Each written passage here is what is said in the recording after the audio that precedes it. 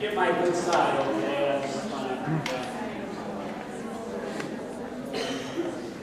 Well, I'm going to kind of be the opening act, and I know some of my students said, I can come a little bit later, and some people have a little bit earlier. That's okay. Sarah Siegert is scouting for fire alarms. One of our students pulled a fire alarm today, and they are coming. Their class is coming here. Some of my students know next Tuesday, and we're going to be doing a little project with some Elam students in here, so she's scouting where fire alarms are. So we let it go around.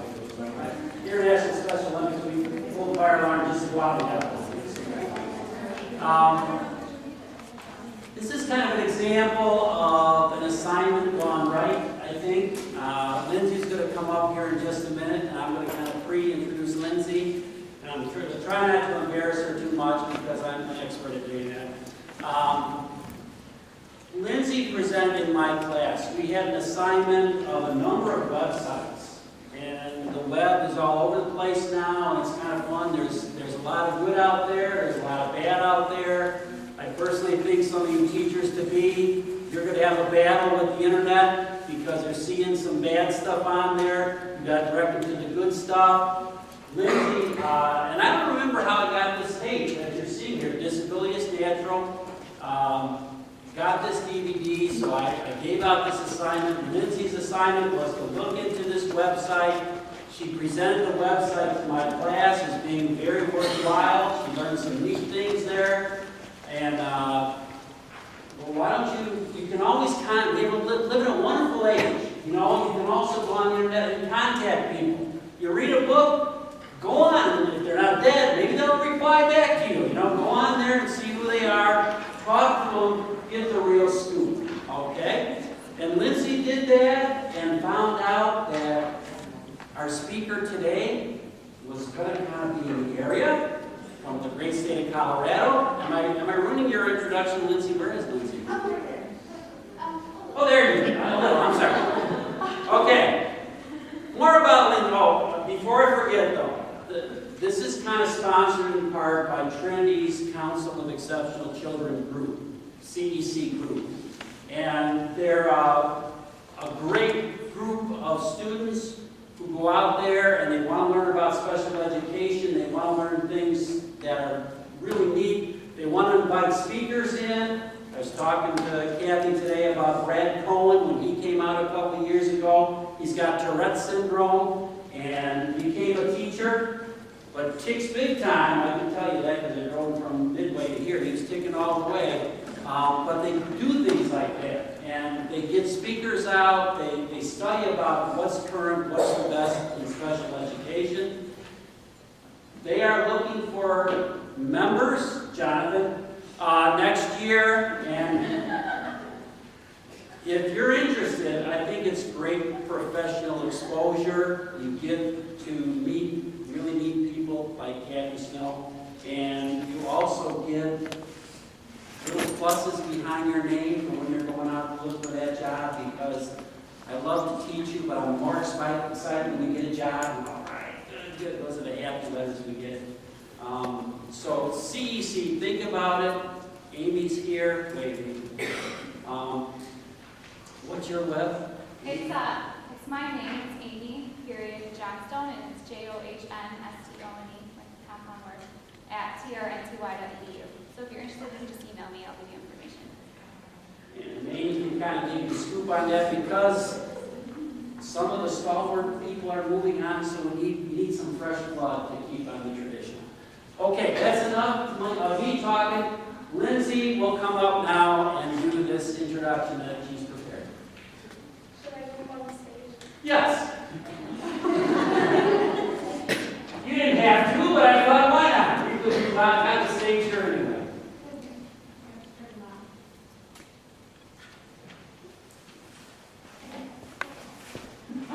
You can pull it out too, I think. So kind of as Professor Post was saying last semester in his low incidence class, I was assigned to research and present on a website called Disability is Natural. And afterward, I was encouraged to contact Kathy Snow, the author of the site, to inquire about her coming to speak at Trinity. And I was really excited to hear that she would be in the area. And so I quickly relayed the information to Professors Post and Powell, and they really worked hard to bring her here today. And a little bit about Kathy. She speaks all over the United States, sharing her unique parental viewpoint on concepts concerning disabilities, inclusion, and special education. So we're honored to have her here with us today, and please join me in welcoming Kathy Snow.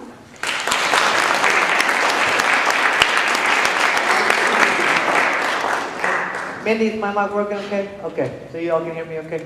This is really fancy. I mean, I speak a lot of places and use a lot of mics, but I feel like I'm a rock star or something. I don't know how to sing and dance, so thank goodness for that. So, and Lindsay, thank you very much. I was delighted when I got Lindsay's email, and she said, would it be possible for you to come speak to us?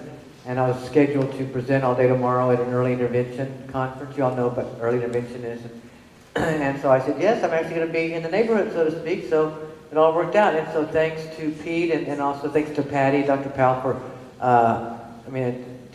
thank you for the bracelets. I brought mine from home, but hope you all got one. But yeah, disability is natural. So we're going to talk about that and talk about some, what I consider revolutionary common sense and some new ways of thinking. And I'll tell you more about myself and why I got into this as we go along. But I'm just honored to be among all of you. Those of you that are the teachers and those of you that will be teachers. Are all of you going to be teachers or work in the field of education in some form or another? So the world is in good hands. You all have a lot of responsibility on your shoulders. I hope you know that. Right? Right now you're all having fun. But you're going to be shaping children's lives. And that is a huge responsibility. And so I think the future, we're in good hands with all of you guys. So thank you for all that you're doing. So, again, it's revolutionary common sense. Some people have said to me, Kathy, you're too radical, you're too far out, you're too this, you're too that. But I hope that as we go along that you'll see that this just is common sense. And yes, it is new ways of thinking as opposed to the old ways of thinking, which I hope that we know that we have to get beyond. So I'm going to start with this quote from William James, who's a great American psychologist and philosopher. He said, the greatest discovery of my generation is that human beings can alter their lives by altering their attitudes of mind. And of course, the short version of that is attitude is everything. If you get up and you got a bad attitude, you're probably going to have a bad day, right? Unless you do what? Change your attitude, right? And so if you think about, that's true for all of us in our personal lives. We need to, have positive attitudes.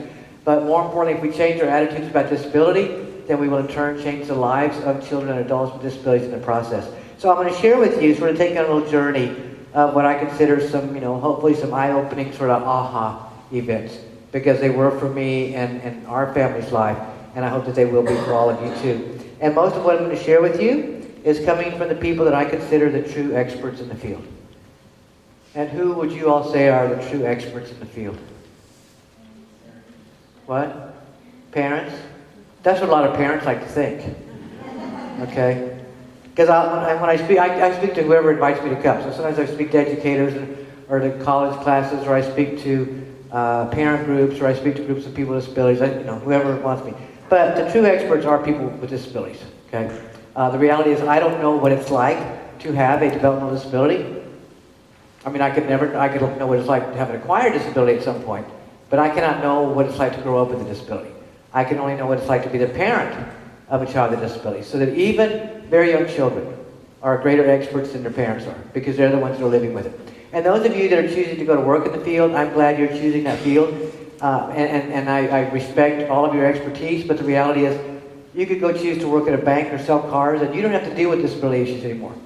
But the same is not true for people with disabilities in their families. And that's why we have to listen to them, because they're the ones that, they did not choose this, their families didn't choose it. It's been imposed on them or thrusted upon them, birth, whatever. And so we have to listen, to learn from people with disabilities, again, including even very young children. So most of what I'm going to share with you has come from them. And that's why a lot of people say, well, this is too far out. Well, the reality is they're the ones that we have to listen to. They're the ones, kids and adults with disabilities. It's their lives, it's their bodies, it's their minds, it's their everything. And so we need to be listening to them. So most of what I'm going to share, I'm not smart enough to have figured it out myself. I've learned from them. And one of the earliest lessons that they taught me, and I've been doing this now for over 20 years, one of the earliest lessons they taught me, and ended up making this into a poster. Pete was talking about some of our posters, and most of them have come, again, from people with disabilities, and they helped me learn, this is what they said to me. And you're meaning all of us collectively. Your words, your attitudes, and your actions impact my life more than my disability. Okay? So it's not so much, if you take nothing else out of this, that you realize it's never, ever, ever about the person's diagnosis. It's always about us. And I mean us collectively. What we do. Parents, teachers, therapists, school people, people that work in any kind of field, disability. It's about what we do. And our words and our attitudes are our choice. I mean, are we born with attitudes? Your parents might have thought you were born with an attitude, right? Or one of these days when you have kids, you'll think that kid was born with an attitude. But the reality is we learn our attitudes. And we learn them very early from parents, from, today the internet. I mean, just like I said, there's good sites out there and horrible sites out there, so, you can learn all kinds of stuff. But all those things are our choice. We choose what words we use, we choose what attitudes to have, and those things in turn drive our actions. I mean, you don't have one set of attitudes over here. You don't think one way and behave another. However, whatever you're thinking and saying, that's the way your behavior is going to be. And so if we think about our words and attitudes and actions impact a person's life more than the disability, then we can make the choice to choose to have different attitudes, to choose to use different language, and turn around and impact people's lives. So, with that in mind, we have great power. So we can, choose to have new words, new attitudes, new actions, and in the process create new lives for people with disabilities. And that's what I've done. We tried to do it in our son's life and our family's life, and I'll tell you more about that as we go along. Well, my hope and my goal is that all people with disabilities live what I call real lives. And my definition of real life is very, very simple. What would the person be doing if he or she did not have a disability? Now, right away, some people start thinking, well, they'd be walking or talking or feeding themselves or behaving appropriately or reading at grade level or, having the pincer grasp or all those kind of functional skills. And that gets us into the whole quality of life issue. We talk about this a lot. Have you all talked about this in some of your classes, quality of life? Unfortunately, the quality of life that we're accustomed to is the one that's based on the medical model. And the medical model is something you're all familiar with. The medical model is you go to the doctor, you got a sore throat. And you're essentially saying to the doctor, doctor, I have a problem, and I want you to fix it. The medical model works great for lots of stuff. The medical model does not work for people with developmental disabilities because they are not sick. My son is not sick from having cerebral palsy. My best friend's son is not sick from having Down syndrome. My other friend's son is not sick from having autism. But we've unfortunately continued to use that medical model. So we look at people with disabilities and we think they have all these problems and we have to fix them. And whenever we fix them, then they'll have a good quality of life. Well, that's not the quality of life I'm thinking about, okay? And I want you all, when I talk about people living real lives and then having the same opportunities, living the same kind of lives as if they didn't have a disability, what I realize is you don't have to walk to have a good life. But you might need a power wheelchair. You don't have to talk to have a good life. And again, these are lessons from people with disabilities. You don't have to talk to have a good life, but you might need a communication device. I mean, you're all familiar with communication devices, right? Today, we get an iPad or an iPhone, and for $400, you get an app, and you're talking, if you don't have good, oral communication. So you don't have to do all those functional things to have a good life, a quality of life, a real life. Here's how I want you to think about quality of life from now on. I want you to fast forward to your own deathbed. And the majority of you are young people, so I'm going to say, okay, you've had a car accident. Whatever. You're going to be dead in 24 hours. You're going to be dead in 24 hours. The last 24 hours of your life, you're in a hospital, you're in hospice, you're somewhere. You're dying. You can feel your organs shutting down. And the last 24 hours of your life, as you're looking back over your life, are you going to be saying to yourself, oh, I am so glad I was able to walk. I'm so glad I could speak. I'm so glad I could read at grade level. I'm so glad I had appropriate behavior. I'm so glad I had the pincer grasp. You're going to be thinking any of those things on your deathbed. What are you going to think about on your deathbed? Now, don't say, I'm going to think about everything I haven't done, because that's what young people say. The older you get, you don't worry about that stuff, okay? But what are you going to be thinking about on your deathbed? People, things you did. So I'm going to put it this way. Relationships and experiences. For all of us in this room that do not have disabilities, our quality of life is not based on functional skills. Walking, talking, feeding yourself, reading at grade level, all those functional things. Our quality of life is based on our relationships and our experiences. People that surround us, people that we care about, people that care about us, and what we do with them. So when I'm talking about people with disabilities living real lives, that's what I'm talking about. And they have the same opportunities for those ordinary relationships and experiences that people without disabilities, we take for granted. But that's not usually what happens. What happens is we continue to listen to conventional wisdom. And conventional wisdom, that means, sort of the status quo, again, sees disability as a problem. And as a result, we think the solution to the problem are programs and services and treatments and interventions. And as a result of that, then kids and adults with disabilities end up in what I call disability world. And disability world is a dark place, and it's a small place. And it's a world of space, and I put space in quotes because we don't really need space at all. It becomes a world of services, and ultimately becomes a world of segregation. So I'm going to take you across the lifespan very, very quickly, and let's compare the lives of people with and without disabilities, those that are living a real life in the real world, and those that are stuck in disability world. And, you know, some of you know some of these answers. I'm going to ask you to help me out. If you don't, then I'll provide the answers. So let's start with 2-year-olds. 2-year-olds who do not have a disability. 2-year-old without a disability. Mom hadn't gone back to work yet. And those of you that don't have kids, imagine if you did have a kid. 2-year-old without a disability, stay-at-home mom. What's the child doing? Again, think in terms of relationships and experiences. What's the child doing? Who's the child with? What's he doing? How's he spending his time? Playing. Being a 2-year-old, you know, throwing stuff, being terrible twos, right? Throwing stuff in the toilet bowl, throwing temper tantrums, going with mom to pick up brother and sister at school, going to the grocery store with mom. Being a 2-year-old, living a real life. Contrast that with the vast majority, and there's always exceptions, but the vast majority of 2-year-olds with developmental disabilities. What are they doing? Who are they with? How are they spending their time? Okay, one mom said it this way: therapy, therapy, therapy. Who's the child spending most of his or her time with? Adults that are strangers. And they become not strangers, but they're not family members. They're not caregivers. So could any of you imagine if you had a 2-year-old child, that your 2-year-old child spent more time with people that are not members of your family? So already see that child's in disability world. And not only is the child in disability world, but also the brothers and sisters in the family are, because it impacts their life, and also the parents. So the entire family is essentially in disability world. So it starts very, very early.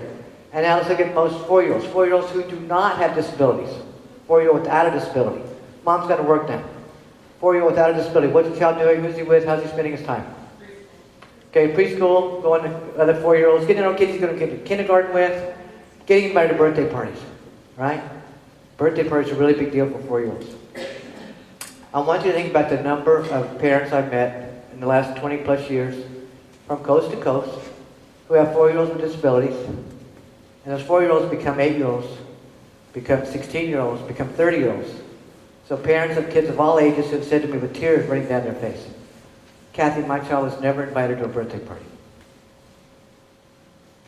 What, 4-year-olds with disabilities don't have birthdays? They have birthdays. What don't they have? Friends. Who said that? You got to have friends to get invited to birthday parties or get invited to theirs. So I'm talking about kids living real lives. See, we can do better than that, can't we? Imagine if you, as a child, never got invited to a birthday party. That you had no friends. So I'm talking about kids living real lives. That's what I'm talking about. I want you to all to start thinking about. I hope, again, if you get nothing else out of this, you start thinking, what is really important in a child's life? What is really important? To feel like you belong. To have, you don't want a whole lot of friends because it costs too much money to buy all the birthday presents, you know. But I mean, in our family, if you're 4, you got 4 friends to come to your birthday party. If you're 5, you got 5. So that, you know, if a kid doesn't even have one friend. I mean, who comes to the birthday parties of 4-year-olds with developmental disabilities? Who comes to their birthday parties in general? Family and therapists and people who are paid to give them services. So imagine if the only people who would come to your kid's birthday party are people that were paid to give your child service. The doctor, the dentist, but nobody who cared about them, who loved them just because they're friends. So let's look at the 4-year-old child. The 4-year-old child with a developmental disability. His mom's gone back to work. Is he going to school? The 4-year-old kid with a disability? What kind of school is he going to? Okay, well, at 4, they're in special preschool. Okay? Special preschool just for kids with developmental disabilities. Okay, so let's say that the child is not yet talking. And what do we want him to learn how to do? To talk, right? So why do we put him in a class with other kids who are also not talking? I mean, does that make sense to anybody?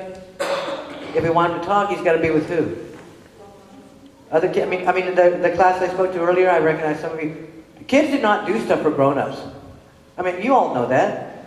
I mean, how many of you guys are doing stuff for your grown-ups, for parents, for your parents? No. Kids do stuff for who?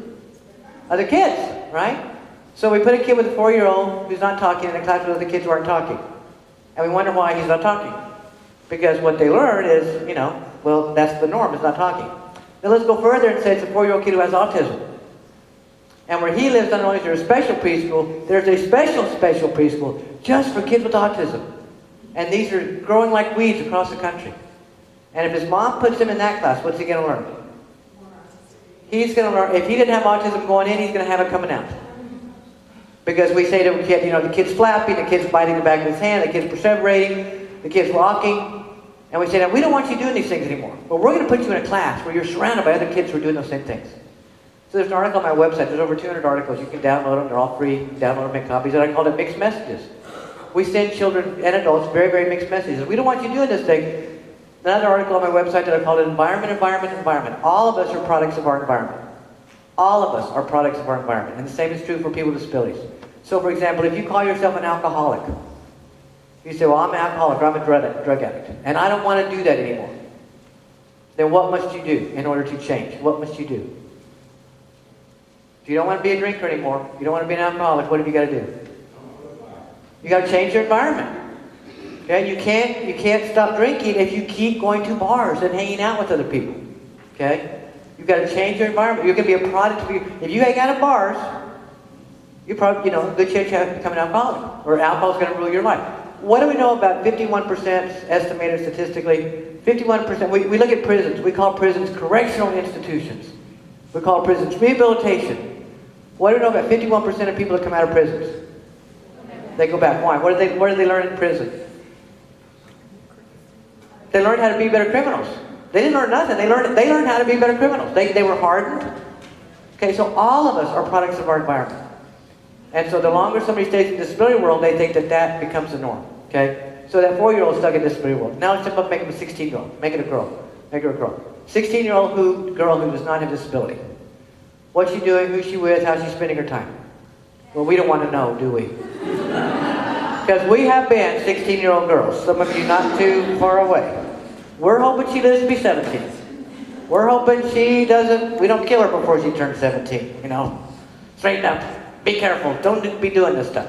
But she's living a wonderful life, right? She's probably driving and dancing and probably maybe drinking or smooching or doing some things that we don't really want to know about, but she's living a wonderful life. And her parents are talking to her about college, and they're visiting websites to look at colleges, and they're going to plan college tours. And her life is open before her, and anything and everything is possible, and that's as it should be for every young person in our country. And then you contrast that with the vast majority of 16, 17, and 18-year-olds with developmental disabilities. What are they doing? Who are they with? How are they spending their time? Okay, well, one mom, therapy still. Life skills, segregated classroom. Okay? Life skills education is not going to get you a job. Life skills education is not going to get you into post-secondary education. So, are they driving? Are they dancing? Are they drinking? I was never so excited when my son in 3rd grade got in trouble at school. Yes. He had to stay in. He got punished. He had to stay in on lunch with some other little naughty boys he was with, in an inclusive school. These were boys that were his friends and not have disabilities. Went and picked him up, picked up my kids. And they said, Benjamin got in trouble at school. And my son, I said, sweetie, I said, no. I said, don't you do that anymore. You mind your teachers. And behind his back, Mark and I were going, yes. Isn't this wonderful? Benjamin is having those ordinary relationships and experiences. That's what 3rd grade boys do. 3rd grade boys are little pills, especially when they get together. That's what we wanted for Benjamin, to have those same ordinary experiences. We thought it was fantastic, okay? So that 16-year-old child with a disability, young person, his world is getting smaller. His parents are being told, go get him on SSI, get ready to get a guardianship, get on the waiting list for adult services, and that gets us to adults. So we think about 25-year-olds. 25-year-olds who do not have disabilities. That's some of you, maybe, or you'll be 25. 25-year-old without a disability. What are you doing? Who are you with? How are you spending your time? You've left home. What? Living in your career space. Okay, well, here, you almost stole my thunder. Okay, you've left home, you've gone to college, got married, had a couple of kids, get a divorce, move back home. That's what, we're still going to college, go back to college, perpetual student. But you're living a real life. And the vast majority of adults with developmental disabilities, this is where they are. We have an estimated 75% unemployment rate of people with disabilities in our country. That number is significant. And that's any kind of disability. Even the quote-unquote mildest. For people with more significant disabilities, we're talking almost 100% unemployment rate. And we're not talking about people just not having a job. We're talking about people who were told by experts, when the kid turns 18, go get him on SSI, which in most states is $600, $650 a month, depending on where you live. Go live in a group home with 5 other people you don't know. Spend your time in a shelter workshop or a day program where you're being paid nothing or you're being paid some minimum wage. I know people with disabilities in workshops that are making 60 cents a week. They get a paycheck for 60 cents a week. They take out a penny for Social Security. Okay? Is this anybody's dream? Is this where any of you would want to be? Do you think when this group of adults today, and by the way, this number has not changed for more than 50 years, despite the fact that during this time, we passed special ed laws. We passed early intervention. We have voc rehab. Voc rehab's job is to get people with disabilities jobs. Okay? We have all kinds of programs, services, laws, entitlements. Despite all that, this has not changed. So I have spoken to groups of adults with disabilities. 200 people at a conference. 200 people with disabilities in the audience. I'll say, how many of you have a real job? And you know how many people usually raise their hands? None. 0. So we're talking about people who are living below the poverty line. Statistics show that once a person goes on SSI, once they turn 18, SSI, for those of you who don't know, it's not Social Security, it's supplemental security income. It's for people who have never worked and paid into Social Security. Okay? So it's for if you're essentially presumed to be unemployable. That's essentially the criteria to get on SSI when you turn 18. You're considered to be unemployable. And so there's all these disincentives to work, so then you automatically get Medicaid. And then a lot of people with disabilities want to get off SSI, but then they're going to lose their health insurance, and that's why, not to get political, but we do need universal coverage for all, because so many people with disabilities are getting SSI so that they can get Medicaid because they're uninsurable, they can't get insurance, health insurance, and they want to get off of SSI, but if they get a job and make too much money, they're going to lose their Medicaid, and so they stay impoverished. And so statistics show that once a person goes on SSI whenever they're 18, only 1% of people ever get off their entire lifetimes. So we have created in our society a permanent underclass of invisible people. Now all you guys are going into education. And I speak to groups of teachers this size or bigger, of teachers who have taught for 20 years. And I'll ask them, is this okay with you? Is it okay with you that you've spent your education and now all your hours of work? And I assume you love what you do, love working with kids, or you wouldn't keep doing it. I mean, you don't be a teacher to get rich, right? You do it because you love what you do. And I said, is it okay with you that you have invested all this time and love and energy into students with disabilities so that they could end up here? I mean, is this okay with anybody in this room? I mean, we think that's the outcome we want? Is people to be unemployed? No, it's not. So we have to do stuff differently, okay? And everybody who has been working in the field, and all of you, and I will share this about myself towards the end, that all of us have the best of intentions. We all have the best intentions. Does anybody in this room get up and say, I'm going to go do my worst today? I'm going to go do bad things today? No, we all have the best of intentions. But what we have to consider are the unintended consequences. Okay? And so we think that kids with disabilities can't be included in school. We think they can't learn. So the unintended consequences, they don't learn.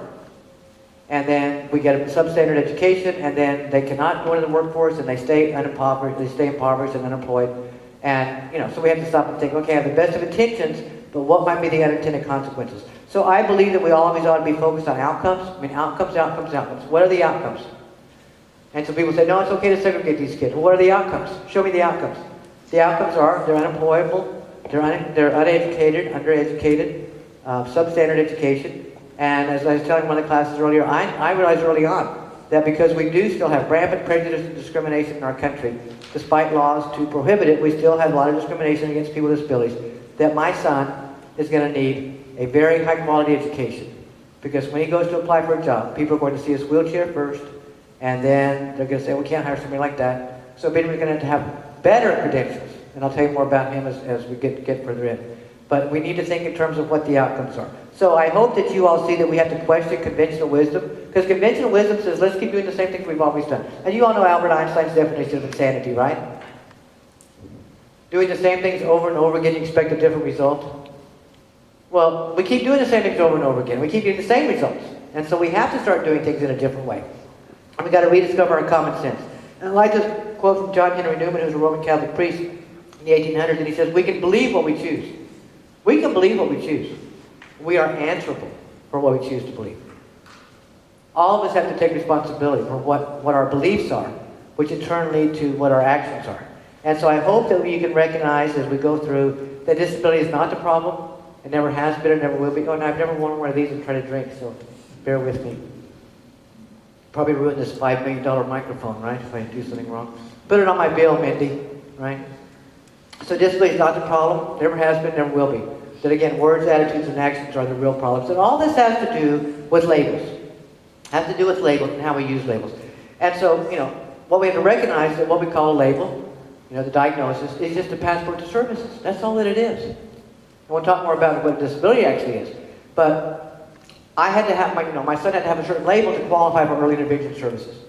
And then had to have a certain label to qualify for special ed services. I mean, you all are familiar with this, right? Got, get this label, then you qualify for services. Well, if you're an adult, you got to have a label to get adult services. So in that sense, we can say, well, labels are okay.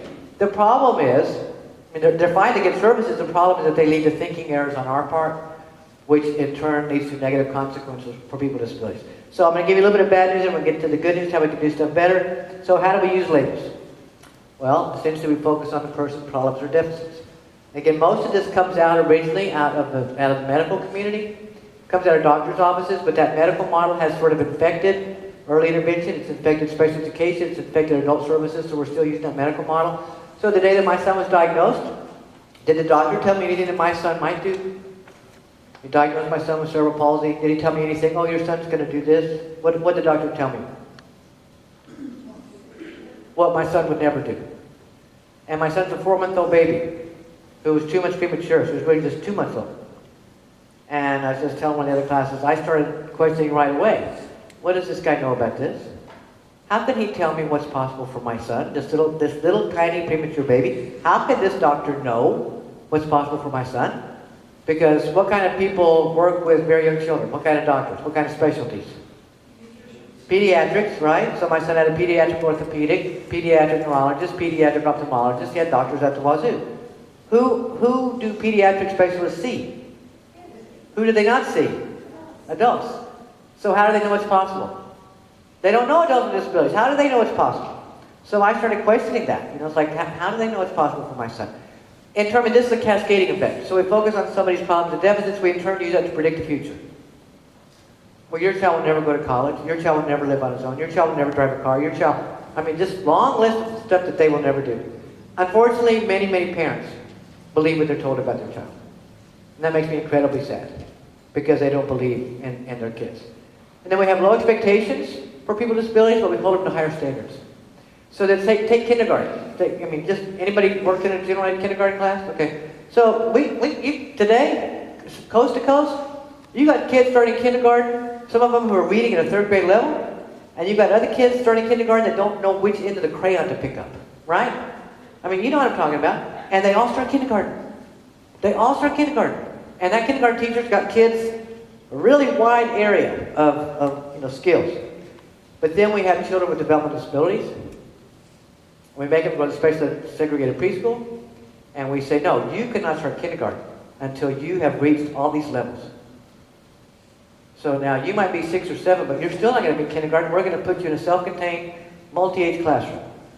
But we do not hold kids who don't have disabilities to the same standards. Again, they start kindergarten all kinds of ways, and we don't say, we're going to reform to special ed. No, we figure, you know what? Got crappy parents at home, parents that don't care about them. Well, kindergarten teachers got to pick up the slack, But again, we don't do that to kids who have disabilities. We hold them to different standards. The easiest explanation for this is, and my friend Brenda, who works in the field in Wyoming, and she's a big muckety-muck and disability stuff in Wyoming. And she got in the field because she has a brother who has Down syndrome, and of course they're all adults now. And her brother has his own small business. He lives a wonderful life. He's not on SSI. He's not getting all those benefits. He has his own business. He's doing great.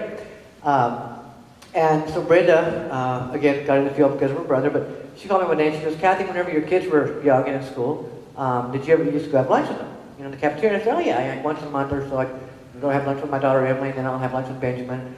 And she said, I was at my kid's school the other day, my son, her 6th grade boy. Okay, 6th grade boys, and again, her kids don't have disabilities. 6th grade boys, some of you know what I'm talking about, are genetically programmed to gross at their mothers. That's what 6th grade boys do, okay? Maybe for longer than that, but especially 6th grade boys. So she had lunch with her son and his 2 buddies in the cafeteria. And that day, on the tray, they had little bowls of melon balls. Okay, some of you know where this is going, right? Look at that look on his face. He's like, so her son and his 2 buddies took the melon balls and tried to stick them in their nostrils, right? And Brenda goes, ha, ha, ha, that's really gross, guys. Okay, you grossed me out. don't make it worse by trying to put them in your mouth now, And she said, Kathy, she says, they were just being 6th grade boys. They were just being 6th grade boys. She says, but I know from her years of experience in the field, had that been a student with a disability, been a totally different outcome.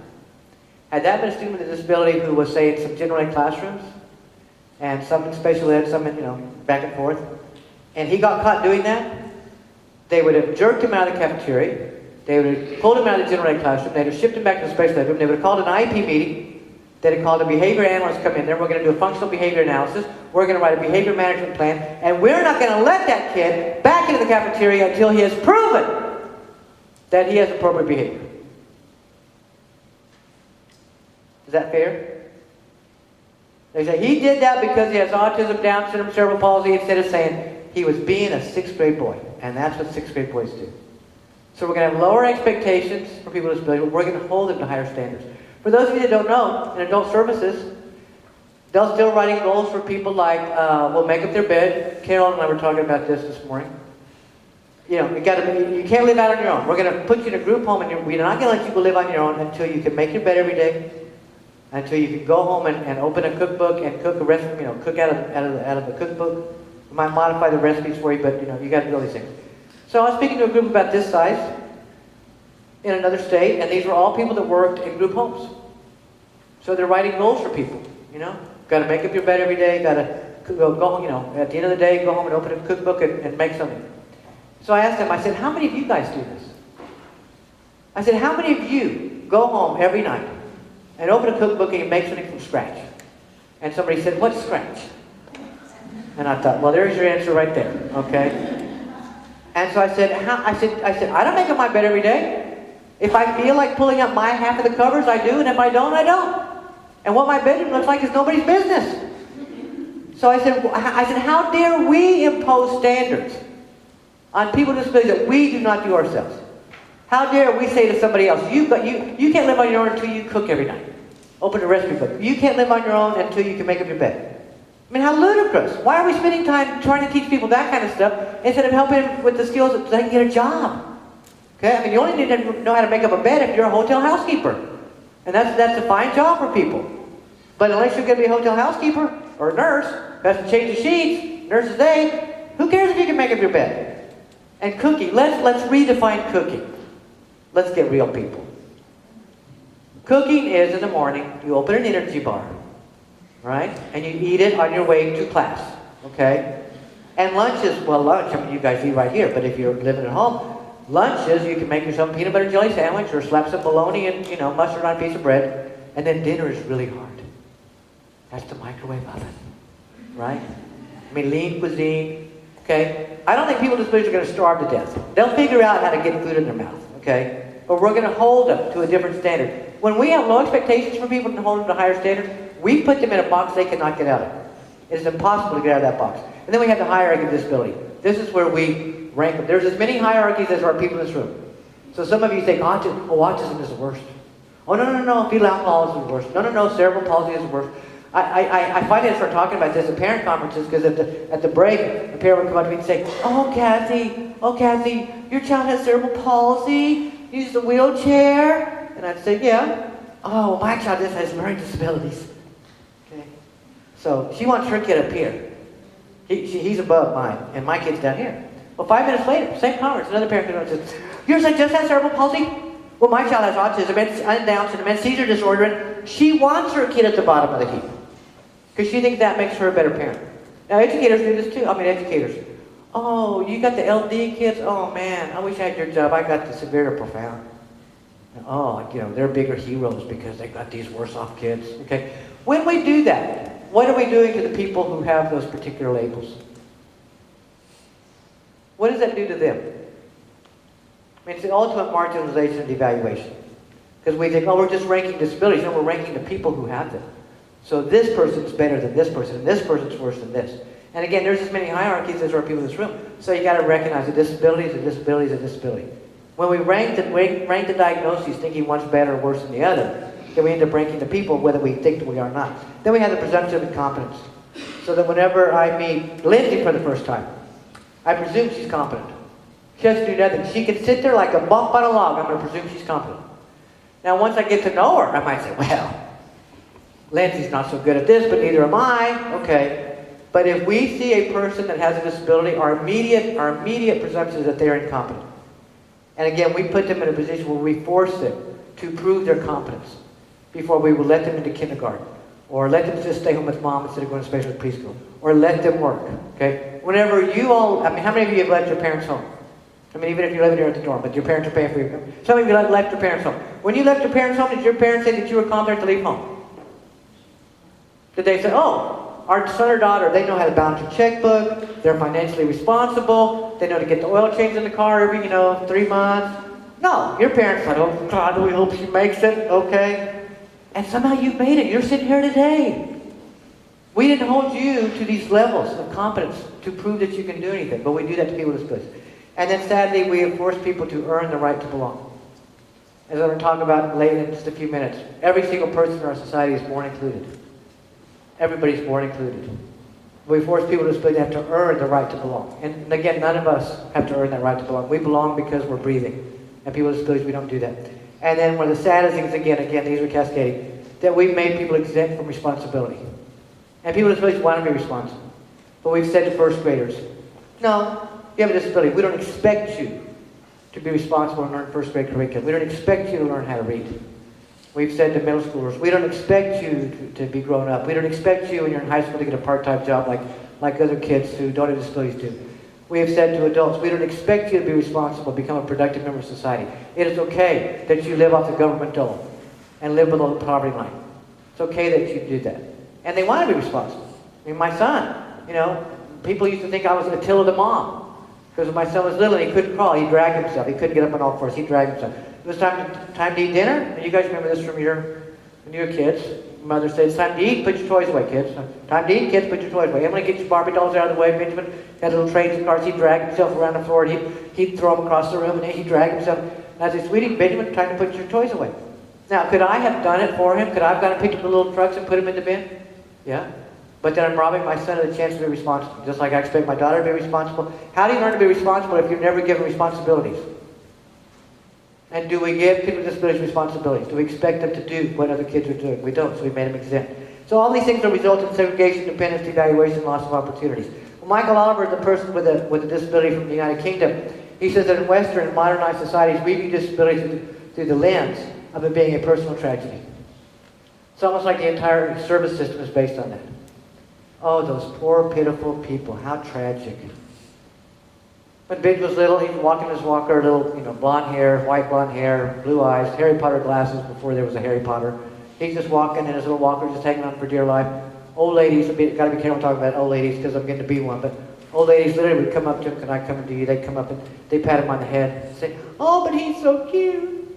It's horrible. If you're ugly, you deserve to have this happen to you, This tragedy. But it shouldn't happen if you're cute, you're middle class and white. If you're poor, you deserve it. If you're a minority, you deserve it. But, so we think of it as a tragedy. Well, whenever we think that somebody has suffered a tragedy, what does that do to our relationship with them?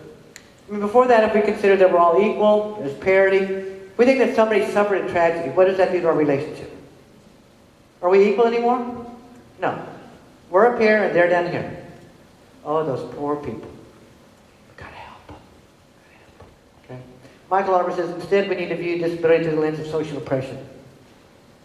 That at one time in our society we would look at people that had darker faces, dark skin, black people, and say, you can't have that job, you can't ride in front of that bus, you can't drink out of that water fountain because of the color of your skin. The problem's in you. If you were white, no problem. But the problem's in you. What did the civil rights movement teach us? Was the problem ever in a person because of their skin color? Where was the problem? In society. In society, practice social oppression. At one time, we would look at somebody like, what's your name? Kelly. When we look at somebody like Kelly and say, Kelly, we know you got a PhD in aeronautical engineering, and we're not going to let you fly that airplane because of your gender. If you're a man, no problem. But you're a woman. You can't do that. Well, what did the women's movement teach us? Was the problem ever in Kelly because of her gender? Where was the problem? In society. So Michael Oliver makes some other, you can think of other examples too. We keep looking at people with disabilities and saying, the problem's in you. Because you can't, here we go again, walk, talk, feed yourself, behave, read at grade level, have the pencil grasp, write with a pencil, the problem's in you. As long as we see the problems in the person, we work on who? We work on the person, and who do we need to be working on? Ourselves. Okay? Just like black people didn't have to become white for things to get better. Kelly did not have to become a man for things to get better. People did not need to change, society needed to change, okay? So, now here's some inappropriate behavior for you, right? So Albert Einstein said the significant problems we face cannot be solved at the same level of thinking we were at when we created them. So what we're going to do is we're going to deconstruct disability and recognize that what we call a disability is just a social construct. It's just a social construct. If I ask you, tell me what a disability is. Each one of you could give me a different answer, and I might say, well, you're all right. Okay, but they're all your different answers. A disability is what the government says it is. The government defines what a disability is. At one time in developmental disabilities, the only one was what was called at the time mental retardation. And it was essentially called a developmental disability. And that was it. That one condition. And then later the federal government said, no, we're going to widen the definition. We're going to include cerebral palsy, and we're going to include autism, and we're going to include fetal alcohol, and we're going to include later early disabilities and ADHD. Okay, then there's a totally different construct for people that are coming back from Iraq and Afghanistan. Totally different construct of disability for them. If any of you guys had a car accident today and acquired a permanent disability, a totally different construct for you, or workers' comp. So we're not going to deconstruct disability in the state of Illinois, or in the Chicagoland metropolitan area, or on this campus. But if we deconstruct it in our own hearts and minds, then we can start to make some progress. So the first thing we have to recognize is that a disability is only a medical diagnosis. Everybody in this room's got a medical diagnosis. You got your raise your hand if you got glasses. I got my contacts on. You got myopia. That's your medical diagnosis. Or maybe you've got sciatica. You got, backache. If you're an older person, maybe you've got arthritis. Those are all permanent diagnoses. Maybe you've got an ear infection. That's a temporary diagnosis. Is your medical diagnosis the most important thing about you? Okay? Let's pretend like we're meeting for the first time. So you introduce yourself to me first. Hi, Heather. I'm Kathy, and I've had a hysterectomy. How are you? You should have seen her face. I mean, too much information, right, Heather? Okay? But isn't that what we do to people with disabilities all the time? Do we talk about it by their diagnosis primarily? Sometimes we know their diagnosis before we know their names. So as I was telling some of you, my son went to this wonderfully inclusive elementary school. And for a long time, he was the only kid. There were kids with Down syndrome, and autism, emotional behavior, all kinds. But for the long time, he was the only child with a physical disability. Only child that used a mobility device. And so he was going into 4th grade, and we would always go to school about a week early and get him used to the building again and see what kind of, we needed to move the desks around and accommodate his wheelchair and his walker and all that kind of stuff. So we'd go to school, he's going into 4th grade, and they were wonderful teachers. I mean, I loved them. It was a great staff, great principal. And Renee, who was a 4th grade teacher, was not going to be my son's teacher, but I knew her, and he was going to a different class. And Renee comes up to me and she goes, oh, Kathy, hi, Benjamin. Did you guys have a good summer? School's good summer. Yeah, we had a great summer. How are you? Oh, great. I'm so excited. Did you know that this year I'm getting a little boy just like Benjamin? Now, when you say to me, just like Benjamin, I'm thinking blonde hair and blue eyes.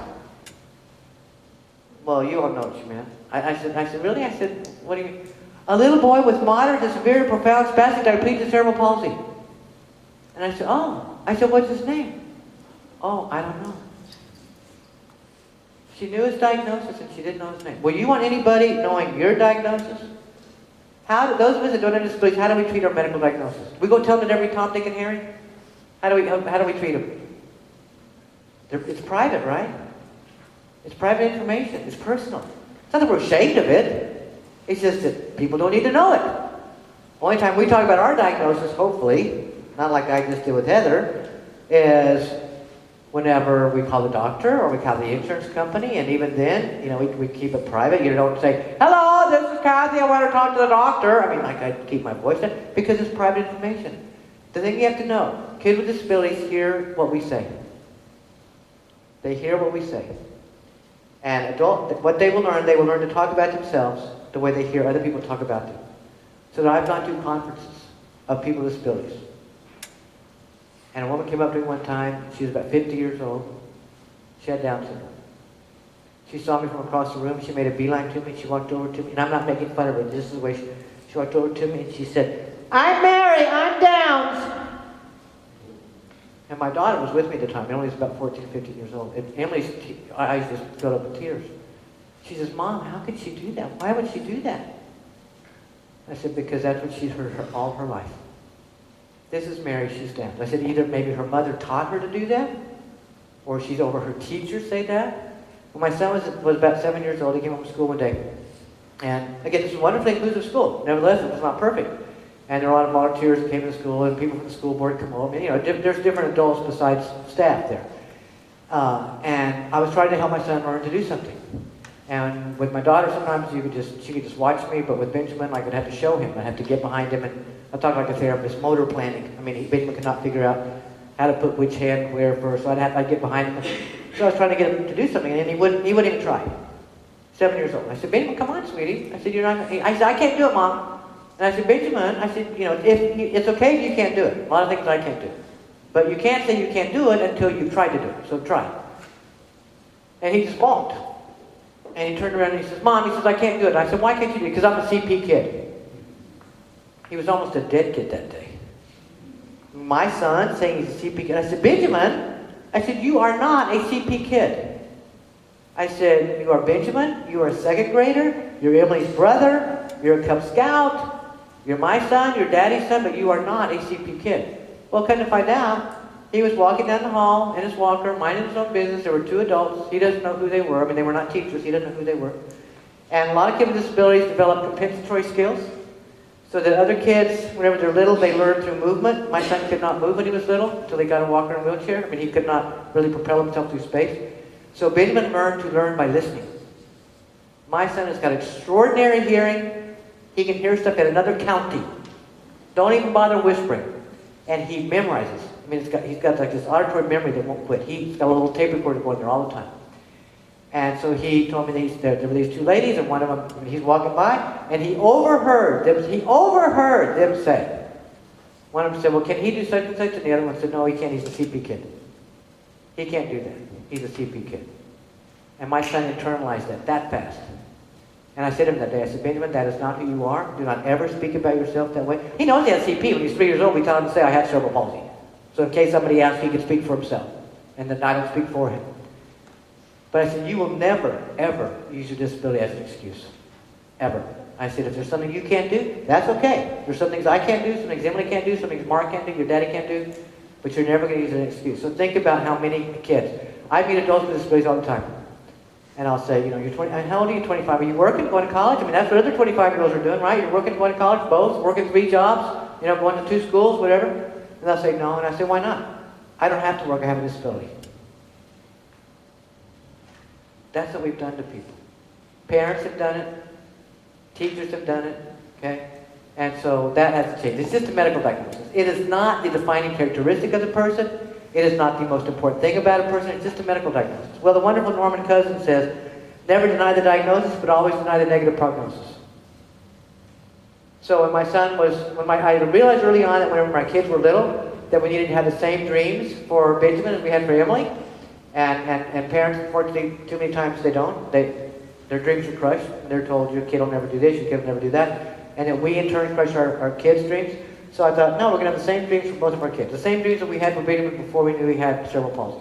And so kids were little, and I'd talk to them like this. I'd say, "When you kids grow up and drive a car, one of these days when you kids grow up and get married, or, and these are just normal conversations at the dinner table, while we're driving in the car, whatever." And as a result, most of my kids would talk back to us that way.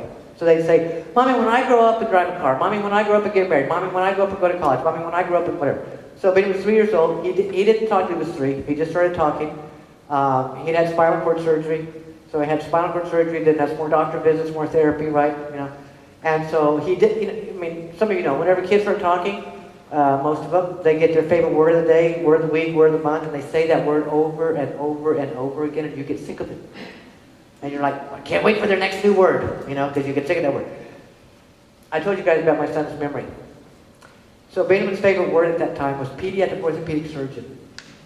Because that's the doctor he had to search, and he was having to see this doctor all the time. And he'd sit in the car, he's a little 3-year-old kid, he'd sit in the car, he'd go, "Pediatric orthopedic surgeon, pediatric orthopedic surgeon, Pete! I'd say, yes, Benjamin, yes, like, he kind of rhymed it. So we're in occupational therapy one day. And he's, now 3.5 years old. 3 3/4 years old, whatever. Hadn't been talking that long. And he says to me, the therapist, Mommy, we're all going to Arabia. Pete, had to go to the orthopedic surgeon. And I said, good for you, Benjamin. I said, because they make a lot of money. And you can take care of me and Daddy when we get old. And some of you know what happened next, right? The occupational therapist pulled me aside. She says, Kathy, you can't talk to him like that. See, we operate from a lot of unspoken messages. And so I will give you guys a little tiny piece of valuable advice. Unless you were the diagnosing physician, on the day of diagnosis, do not ever tell a parent what their kid has. Because they knew it before you. It always amazed me. See, that's code speak. I mean, when somebody says, but Kathy, your child does have cerebral palsy, the unspoken message is therefore. See, therefore. And so I tell people, you know what? We can't let this stuff be unspoken. We've got to get it out of the table and deal with it. So I knew what she was talking about. Just as a parent, I learned to play dumb. Play dumb. The dumber you play, then the more people will talk. But if you ask like a smarty pants, then conversation dies. And so I said, she says, Kathy, you can't talk to him like that. And I said, like what? And she says, Kathy, he's never going to be a doctor. And I said, how do you know? Kathy, he has cerebral palsy. And I mean, it always amazed me. New people come in my son's life and tell me, he has cerebral palsy. I want to go, oh, he does? Oh my gosh, why didn't somebody tell me before now? I mean, what are you doing? Of course I know he has cerebral palsy. I mean, what do you think, we're stupid? She said, he has cerebral palsy. And I said, yeah, so? Well, people with cerebral palsy can't be doctors. And I said, really? I said, is there a law against it that I don't know about? I mean, really? I mean, it's like, she says, Kathy, she's an OT. He doesn't have the pentagram. How would he ever hold a scalpel? He can't be a surgeon. And I said, stop. I said, it is not up to you. It is not up to me to decide what's possible for my son. It is only up to Benjamin.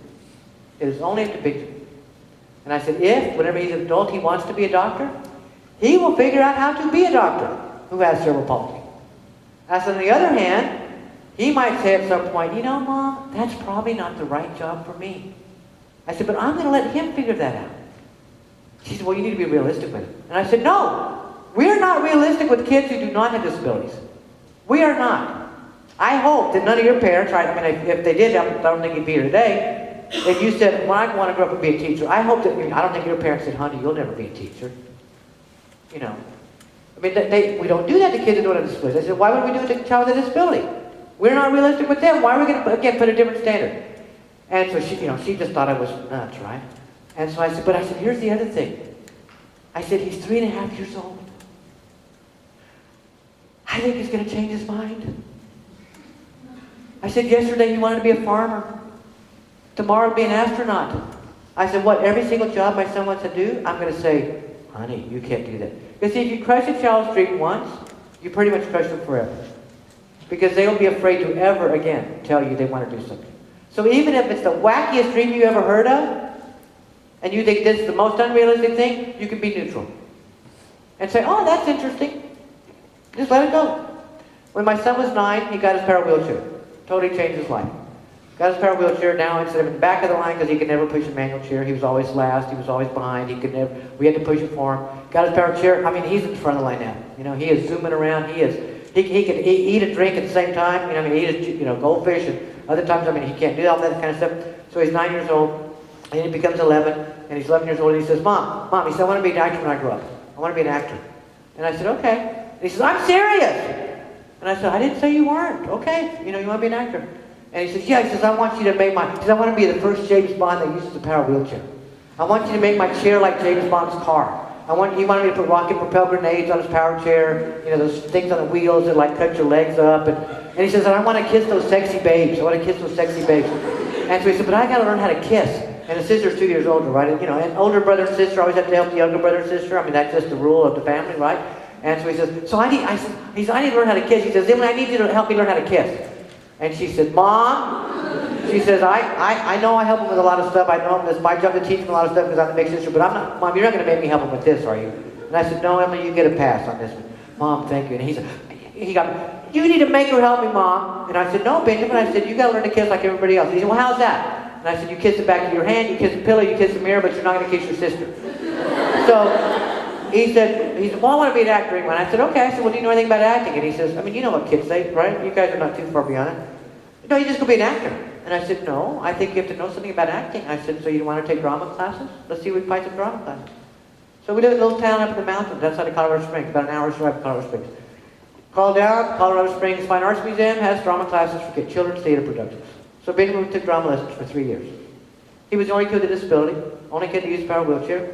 One time they did Japanese kabuki. You guys know Japanese kabuki plays? You know, they put the white face and the big black eyeliner. And it was a play about Romeo and Juliet. It was like an Asian Romeo and Juliet, and there was a king, and these, a young couple falling in love. Who do you think the king was? My son. Because he already had a throne. I mean, his chair was his throne. So he had this big kimono on, and he's king Toba, And so that was his dream. And so he want to be an actor? Okay, so if a child tells you they want to do something, don't poo-poo their dream. Say, well, you know what? Let's go talk about that. Let's go find somebody who does that. Let's go research it on the internet. Let's go, maybe take a class in that. Because it's just as important to find out what you don't want to do. And the only way the kid finds out what they don't want to do is to what? Is to do it and say, ooh, I don't like that after all. And that is a good thing to know. Well, the DD Act, the federal law that was first passed in the mid-70s, says disability is a natural part of the human experience. And that's where I got the inspiration for the name of my book and my website, everything I do. And I heard that when my son was 3 years old. And I thought, yeah, there have always been people with disabilities in the world. There always will be. Those of us who presently do not have a disability right now, if we live long enough, we will have one. Through an accident, illness, or the aging process. And I like to think that I could do a presentation like this in like one sentence and just say, what do you want when it's you? Not if, but when. What do you want when it's you? How do you want to spend your time? You want to still live the life that you have today? Or should we put you in a group home? Or should we put you with other people who are like you? And should we put you on SSI, so that whatever, or in their case, SSDI, and live below the poverty line? No, that's not the kind of life you want. So it's just a natural part of life. I hope that you'll embrace that. It's as natural for my son to have cerebral palsy as to not have it. It's as natural for a kid to have autism or Down syndrome or as to not have it. Okay? And again, there are all kinds of disabilities that we can acquire as, either as a child or as an older person through an accident, illness, again, or the aging process.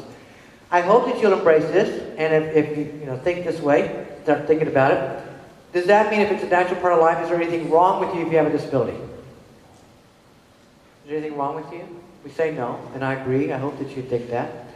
But again, I want you to think about the way we talk. And again, most of this comes out of the medical community. So the doctor says to the parent, when did you first notice there was something wrong? Or the parent says to the doctor, or the teacher. The teacher might say, we think there's something wrong because, okay? Well, those things are very, very hurtful to people with disabilities. Because they feel like they are wrong as human beings.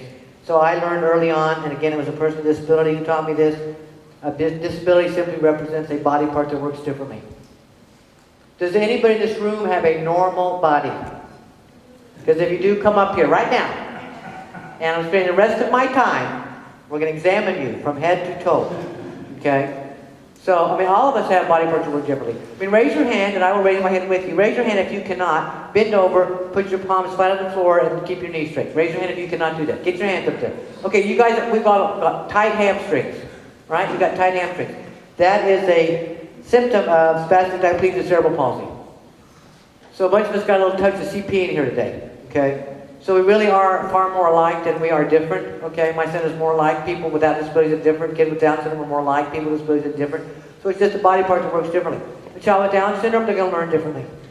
A child with autism, they're going to learn differently. Maybe they're going to communicate differently. My son's fingers work differently, so he needs a computer to do his schoolwork on. My son's legs work differently, so he needs a power wheelchair. Everyone has a lot of body parts that work differently. Okay? Doesn't mean we need to change him or try to fix it. We just need to give him the tools he needs to accommodate what those differences are. I have a quote in my book from a woman who says, do you know what it's like to feel wrong 24 hours a day? Do you know what it's like to be disapproved of, not only for what you do and say and think, but for who you are? So we have to take that word wrong out of our vocabulary. You can talk about what's wrong with your car, or you can talk about what's wrong with your professor if you want to, okay? Or what's wrong with your students, but we cannot talk about what's wrong with people with disabilities. People hear us. They know us. And you might not think you use that term, but maybe somebody says, well, you're gonna work with a new student. And your first question might be, well, what's wrong with them? And you ask it very innocently. And what you're trying to get at is, well, do they have Down syndrome or cerebral palsy or what? But think that the person hears us say that, and just how we think. See, if there's something wrong with you, then what? You have to fix it. Okay? As opposed to saying, there's nothing wrong with the person. You know, their body part just works differently. I want you to recognize disability as a consequence of the environment. In our home, which of course is wheelchair accessible and user-friendly, Benjamin no longer has a disability. He still has cerebral palsy, but that's just a medical diagnosis. If you put my son in an environment where he does not have assistive technology, supports, accommodations, modifications, if you put him in that kind of environment, we can make Benjamin's disability very significant. We can make him helpless and totally dependent. Or we can provide him those things in the environment, again, assistive technology, supports, accommodations, and we can make his disability irrelevant. Okay? So again, we don't need to change people's disabilities, we've got to change the environment. I have a friend that does public speaking. This is many, many years ago, before the advent of cell phones. And she has a visual disability. People would say about her, she's quote-unquote totally blind since birth. She's never had any sight whatsoever. She was doing a big disability conference in Washington, D.C., a big Marriott hotel, interior ballroom, so like no windows, you know, all inside, you know, walls.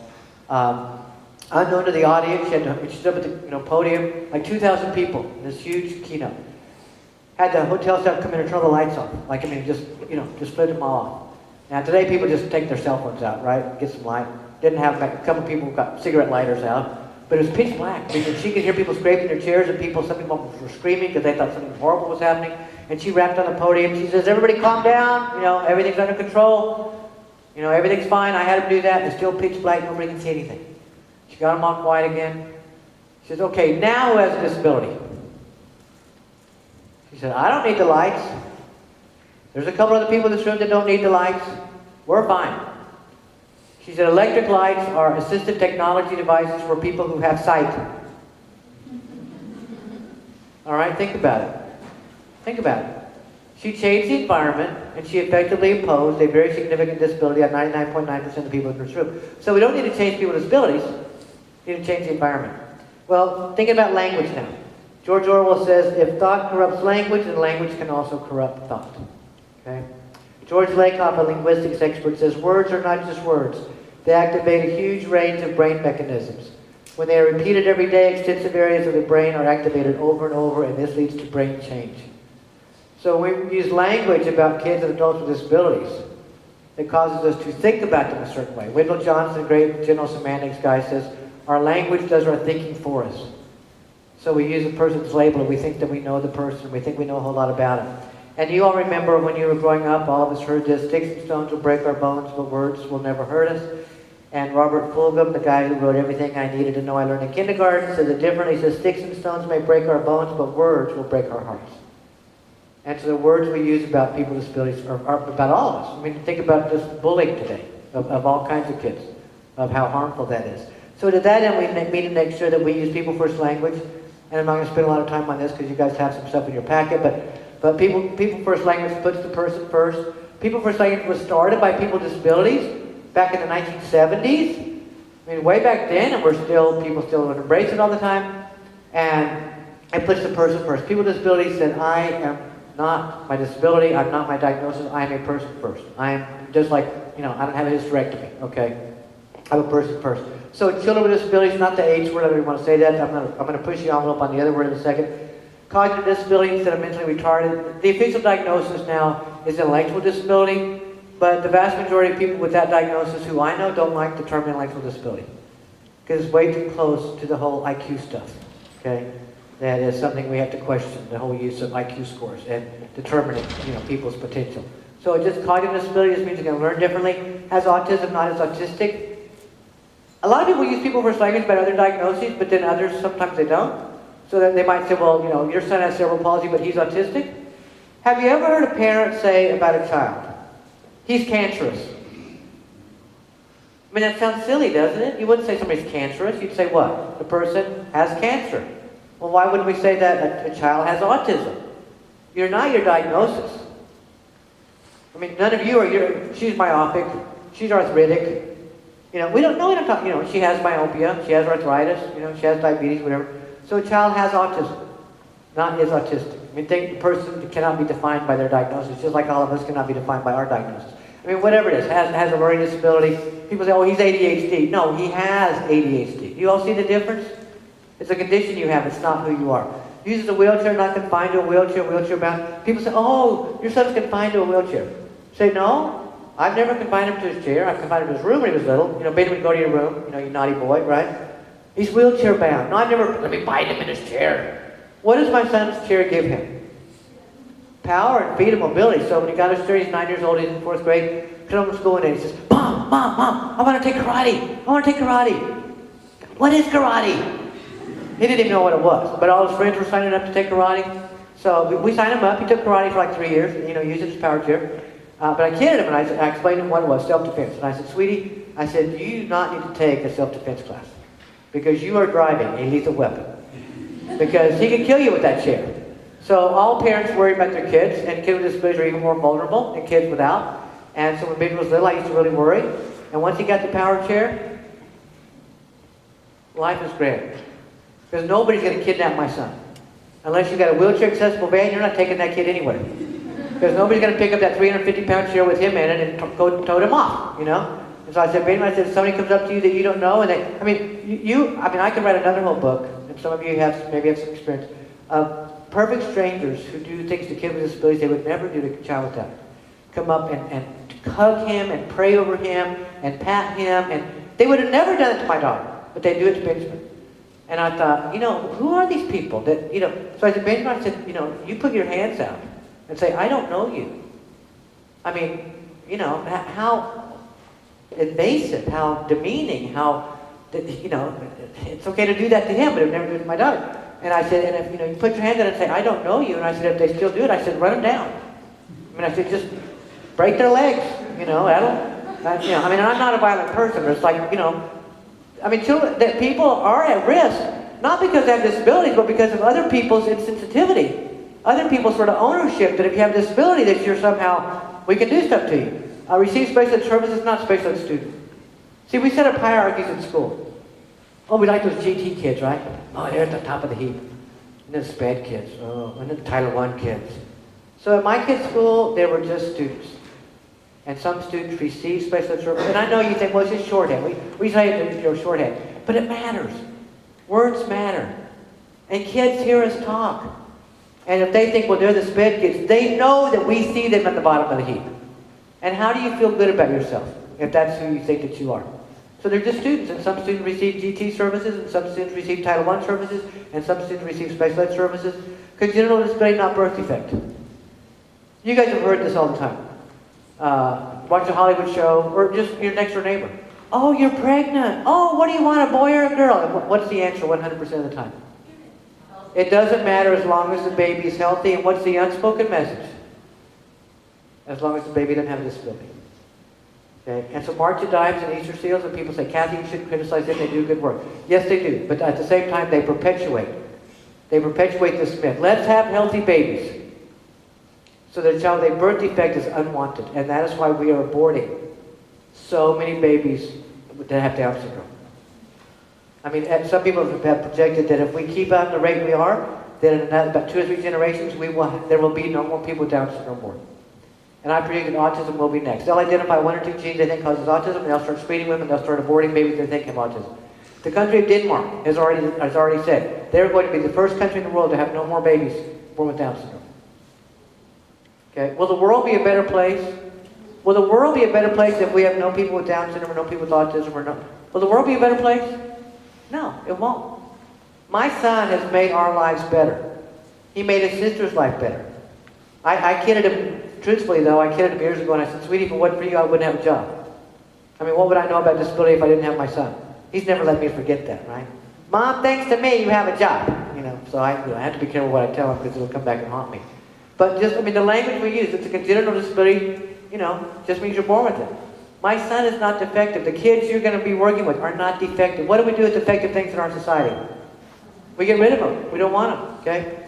Accessible parking, not the age for parking. Now, I'm going to push the envelope with this word. Disabled. And some people think it interchangeable, And yes, it's the same root word as disability, but we've deconstructed disability to mean just a medical diagnosis, natural part of life, consequence of the environment, all those things. This word, I want you to think how we use it. That language is always changing and evolving, and it should. Otherwise, we'd still be using the N-word or ethnic slurs and that kind of stuff. So we want language to change. But I want you to think about how this word has changed meaning. That used to, you're coming to school in the morning, you've got the radio on, or you have the traffic report on TV at home before you go. They say, we got a stall car on the interstate or whatever, 294 or whatever. What do you hear them say on the radio today? Got a disabled vehicle. What does that mean? It's broken down, non-functioning, doesn't work. Sports teams, they used to say, so-and-so's on the injured reserve. What do they say today? Okay, if you're on the disabled list, are you a valuable member of the team? No, you're over there. Society has come to use this word, this very generic term that means broken, non-functioning, doesn't work. So do we want to use that about a human being? So here's the federal definition of disabled. Permanently and totally disabled. A person cannot engage in any substantial gainful activity because of a physical or mental condition that can be expected to last continuously for at least a year or lead to death. Don't we want people with disabilities to work? I mean, that substantial gainful activity means have a job. And I would think that we want people with disabilities. We want to educate people with disabilities so they can work. Okay? So this perfect stranger came up to us one time. Ben was 13 or 14 years old, minding his own business. Perfect stranger, man comes up and he says, "Oh, son," he says, "I see that you're disabled." And Benjamin got that pointer finger up. And he said, "Sir, you taught him to have good manners. He can speak for himself, but always have good manners." And he said, "Sir, I have a disability, but I am not disabled." And do you see just the difference in how Benjamin frames himself? Yeah, he has a disability, so what? Everybody's got something. I mean, is there anybody in this room that doesn't have something? Everybody's got something. Yeah, he has a disability, but he is not disabled. And it's just the way he sees himself, okay? Now I'm going to push the envelope. You all know what they say. If you're not standing on the edge, you're taking up too much room. So we're going out on the edge, and this word has to go. Special needs. Oh, aren't they special? People say, "Oh, that's a good word, Kathy." I said, I used to think so. Adults with disabilities, though, taught me early on. Kathy, I hated being called that when I was a child. I hate it. And I hate it as an adult. Well, I kept using it. Till one day I'm in the grocery store and had, got my two kids with me, and they're little, young. And I saw somebody I hadn't seen in a while and kind of introduced yourself. Here's my two kids, one of them has special needs. What's the reaction I get from this lady? Same reaction I'd always gotten, except now I heard it for the first time. What's the reaction I get from this woman? Well, okay, back up. His first is, "Aww." Okay, what is that? Pity. This word does nothing but generate pity. "Aww, I am so sorry. What's wrong with him?" How many ways did I let a perfect stranger hurt my son in the space of about 10 seconds? But does she think that my son doesn't hear what she's saying? "Aww, I'm so sorry." What would that be like to hear that? If your parents looked at you, "Oh, I'm so sorry you have a daughter like that." I mean, what would that do to people? What would that do to people? Words matter. People internalize this stuff. And then when that happened, I thought, "Oh my gosh, what am I doing?" And I started using this word. William Henderson, who was one of the very first principals, in fact, he's a principal. He's one of the very first principals of inclusive schools in Massachusetts in the 80s. And he's got a new book out. It's called, and he has a visual disability. It's called The Blind Advantage. It's his new book. And he wrote an article years and years ago. And he says, just labeling a child as having special needs automatically sets up lowered expectations in the minds of everybody. We don't expect very much out of them. So this word is just harmful. There's nothing positive about it. People say, well, parents say, "Kathy, I like that word better than disability." I said, doesn't matter what you like. It's not about what you like. Doesn't matter what I like. What matters is the outcome. And if we think that people with disabilities have special needs, if we think those kids with special needs are so special, why are they the ones getting aborted? Why are they the ones that are given up for adoption? Why are they the last ones to be adopted? I mean, when the doctor diagnosed my son, he didn't run out the door and say, "Congratulations! You have a child with special needs. I want one just like that." No. It's, "I'm so sorry to have to tell you." Okay, so this word, there's nothing positive about it. There's nothing positive. And those of you that are going to be teachers, maybe you go to somebody and say, "Oh, what are you going to do?" "Oh, I'm going to be a special ed teacher. If you say, I'm going to teach children with special needs." Some of you have said that to somebody. And the reaction you get is, oh, I could never do what you do. Oh, you must be very special yourself. Do you all understand that that is a left-handed compliment? It's an insult. What they're saying is, man, I could never do that.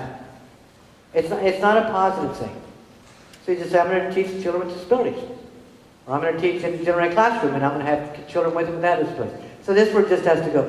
It just generates pity. It generates segregation. If we say that a child has special needs, then we say they got to be in a special place. And if it's a special place, then it's a segregated place. I mean, special has come to mean segregated, if it has to do with kids with disabilities. Well, Leo Tolstoy says, everyone thinks of changing the world, but no one thinks of changing himself. So if we want the world to change, it has to start where? With us in this room, right now? So let's only use labels in disability world. That means if you got to use a label at a kid's IP meeting, IFSP meeting, IWRP meeting, I call them pee-pee meetings, you know?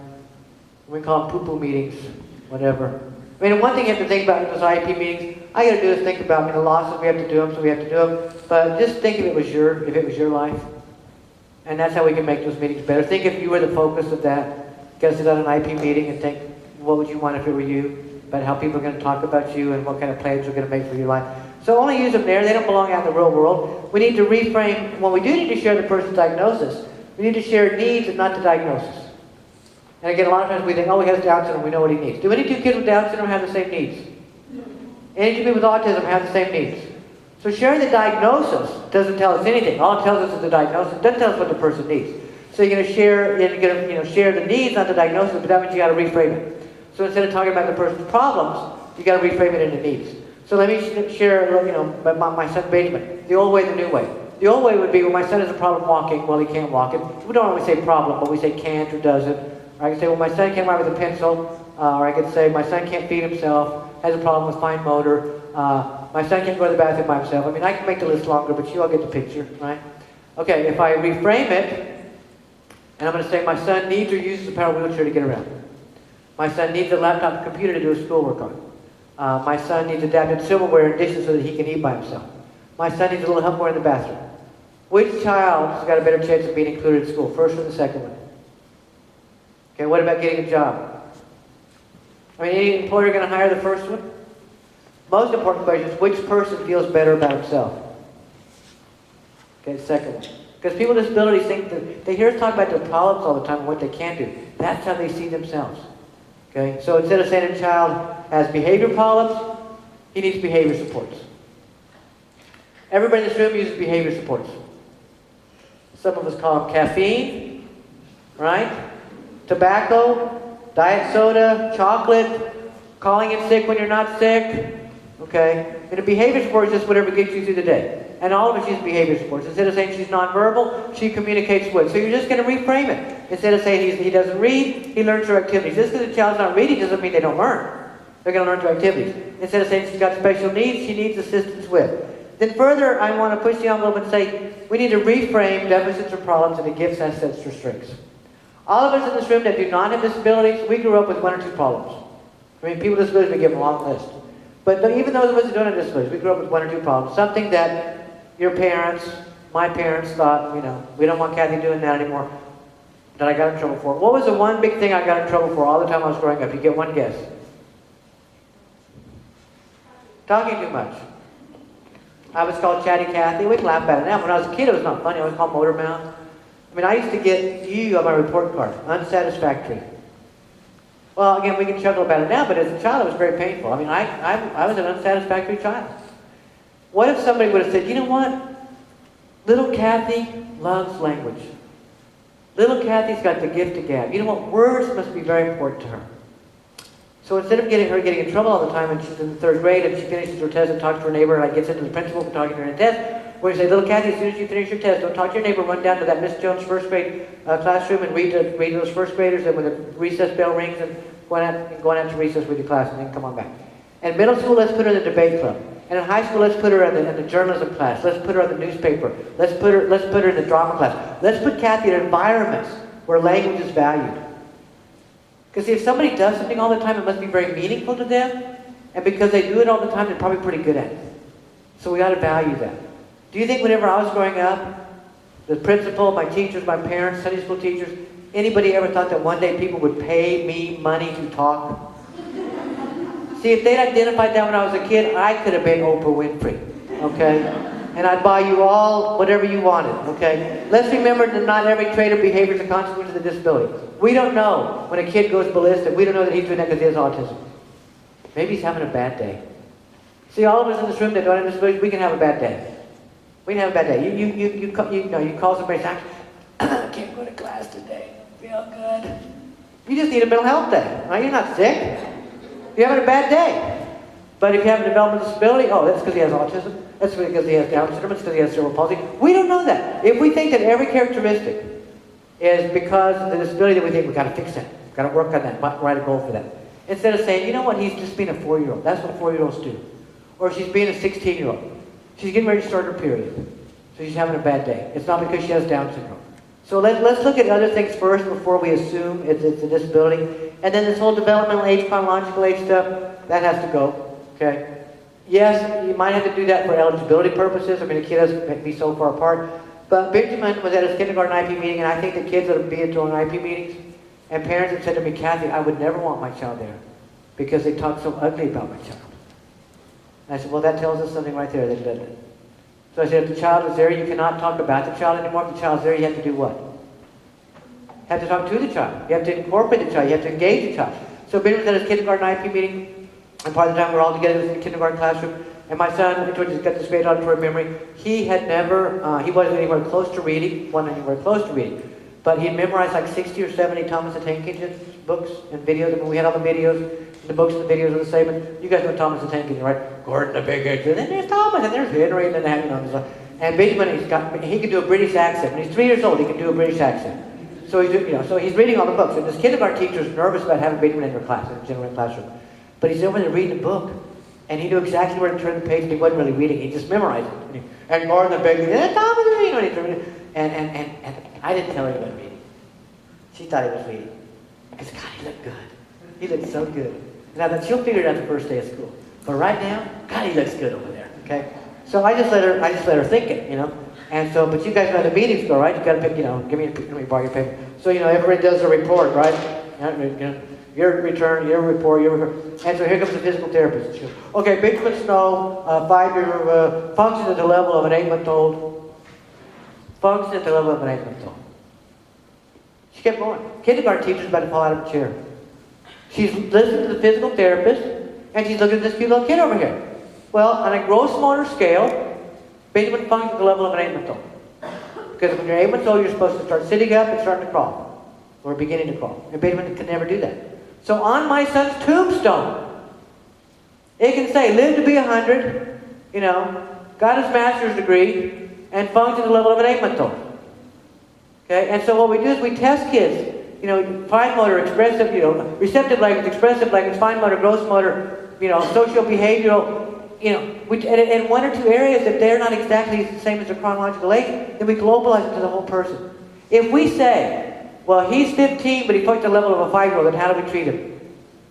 We treat him like a 5-year-old. We won't let him be 15. So again, you might need to do this for eligibility purposes, but we have to give a 10-year-old a chance to be a 10-year-old. Even if he's nowhere close to being a 10-year-old. There's some things my son is never going to do at age 25. He is not going to be functioning like an 8-month-old. He is not like an 8-month-old. Okay, good. He didn't crawl or sit up. That makes me like an 8-month-old. Okay, so that thing has to go. Never ever compare a child with a disability to others, and of course that's what all those tests do, but only to themselves. And so that same kindergarten teacher, it was parents' night one night, right? And we go on, and you guys know parents' night, right? So we go into the kindergarten classroom, there's 25 pictures of a cow on the wall, and 24 look exactly the way the teacher told them what a cow looks like. And all the other parents had to go in and look for their kid's name. And Mark and I walked in the classroom, and we could spot Benjamin's from, 50 yards out. And we stood back there and admired it. All the other parents go, where's my kid? Where's my kid? And we said, oh, look, there's Benjamin's. It was a Picasso cow. Benjamin told us it was a cow, we believed him. Okay? It was his version of a cow.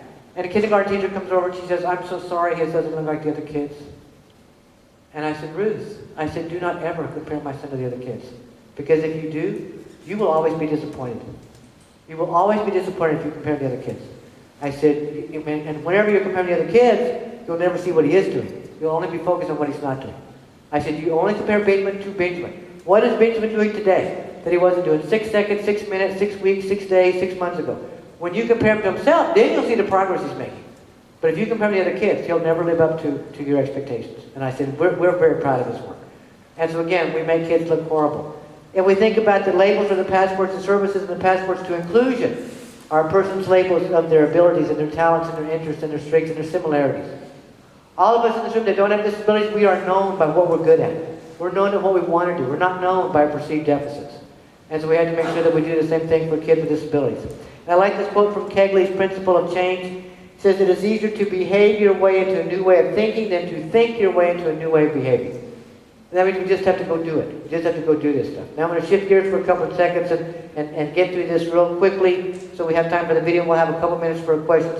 But tell you how we got from here to there, out of disability world. So when my son was little, we were stuck in disability world. Doctor said he had cerebral palsy, early intervention. I was therapy mom of the year. I mean, I had a little tiara and a banner, had they given such a thing.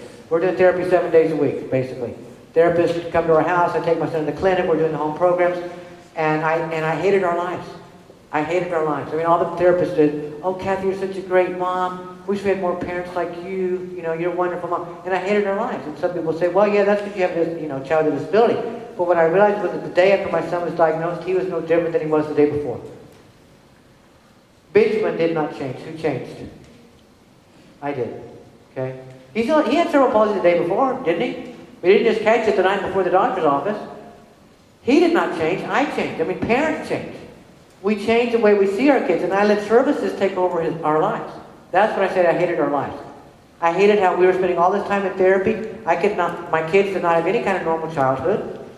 I mean, Emily didn't either because it affected her. I mean, I'm a stay-at-home mom. I got to take my daughter to daycare so I can take my son to therapy. I've got this little 2-year-old kid crying, holding on to me, my daughter. What does Emily think? Who does she think I love more? My son, because I'm spending more time with him. I mean, you see how this impacts the entire family, okay? And so, I don't know what to do about it, though. I just kind of hold on to what I got. The only power I thought I had was the power to say no to more. Because I was the kind of mom that they'd say, we got a new service, we got a new treatment. I'm like, yes, we want all that kind of stuff. And then I started saying, no, we don't want to. I didn't cut back. I just said, we're not going to do more. We're already doing therapy 7 days a week. I don't know if we could, but we still could have done more. I said, no. So I went from being called a good mother to being called a non-compliant parent. And they wagged their fingers at me and said, Kathy, if you don't do this, these horrible things are going to happen. I said, so be it. By this time, I get into a leadership development training program. I talked about a little bit earlier. Leadership development training program. I'm being trained with other parents who have kids with disabilities and alongside adults with developmental disabilities. And this is when our lives started changing. So here's a 35-year-old man with cerebral palsy in my class. Here's a 55-year-old woman with cerebral palsy. There are people with other disabilities, but I was specifically interested in people with CP because that's what my son had. And I got to know him. Okay, this is where it's going to get uncomfortable for some of you, and that's okay because it made me uncomfortable, but I realized we usually only change if we're made to feel uncomfortable. Okay, otherwise if things go along fine, we just keep doing the same old things, but if we're made to feel angry, frustrated, scared, passionate, something, then we change. And what they taught me was this. I'd say, what was it like when you were little? And they'd say, well, Kathy, I think I'm a big disappointment to my mom and dad. And I'd say, why would you say that? Well, my mom took me to therapy all my life, so I learned how to walk, and I was never able to walk. So I think I must really be disappointing to them. I mean, you stop and think about it, that's common sense. Common sense would tell us that. But we don't use our common sense very much. Just, my mom took me to therapy all my life. I'm sure it cost a lot of money. My brother and sister would get mad that my mom would spend more time with me than them. And I could never do what my parents wanted me to do. You don't have to say walk. You can plug in there, talk, read at grade level, whatever. And I got to know them better. And I'd say, well, what was therapy like? What is the message of therapy to the child? What's the message of therapy to the child? You're not okay. You're not okay the way you are. You are not okay the way you are. And we, your loving parents, the teachers, we're going to keep taking you to therapy until you are okay by our standards. And what are our standards? Again, that you can walk, talk, feed yourself, read at grade level, all that kind of stuff. So this is really upsetting to me because I'm therapy mom of the year here. I'm a believer. I'm thinking this is my son's life. And then I'd say, well, okay, what was it like when you were in school? Well, they didn't go to the same school as their brother and sister. They were put in a self-contained classroom. They were bused across town to a different school. What's the message of segregation to the child? What's the message? You're not good enough. You're still not okay. And they know. They know that other kids are doing this, and they're not. And that is very painful. You're not good enough. You're not good enough. And then they say, well, now I'm an adult. They're still writing goals for me. See, if you're getting adult services, they're still writing goals for you. And so they're going to write goals for you to eat, cook, or, And they said, Kathy, every time they write a goal for me, they're letting me know they want me to change. Because what if I said, well, Heather, I'm going to write a goal for you so that you do such and such. They said, Kathy, every time they write a goal, they're saying, we don't want you to be like this. We don't want you to be the way you are. We want you to be like this. They said, I wish the people on my team, right? We have teams. Wish people on my team, my parents, therapists, teachers, wish they could love me, accept me just the way I am, and not try to change me. And that's not the message we intend, but that's the message that they get. And just a few months ago, I mean, this was 20 years ago, folks. This was 20 years ago. Just a couple weeks ago, I came across this interview with a woman who was born with all these bone deformities and all this kind of stuff, and she had all these surgeries and treatments and interventions. Today, she's a medical doctor. She's an artist. She's an author. She writes Medicare policy. She says, I felt as a child they kept trying to fix me, but nobody was helping me learn how to live with the way I was. And so she's saying the same thing those adults had told me 27 years ago. So I realized, and I said this in the presentation earlier, that every child is born included. Every child that's born is included. And inclusion is a natural state. So we determined that we were always going to make sure that Benjamin was included. So life kind of goes on. We moved from Texas to Colorado, moved to this town where we had the wonderfully inclusive school. By now Benjamin's in kindergarten, then he goes into first grade. And Benjamin's got one foot living in real life in the real world, but he's still got one foot in the disability world because he's doing therapy twice a week after school. And he started saying, Mommy, I don't want to go to therapy. I'm driving home. Mommy, I don't want to go to therapy. I know, but you got to go. Just escalated.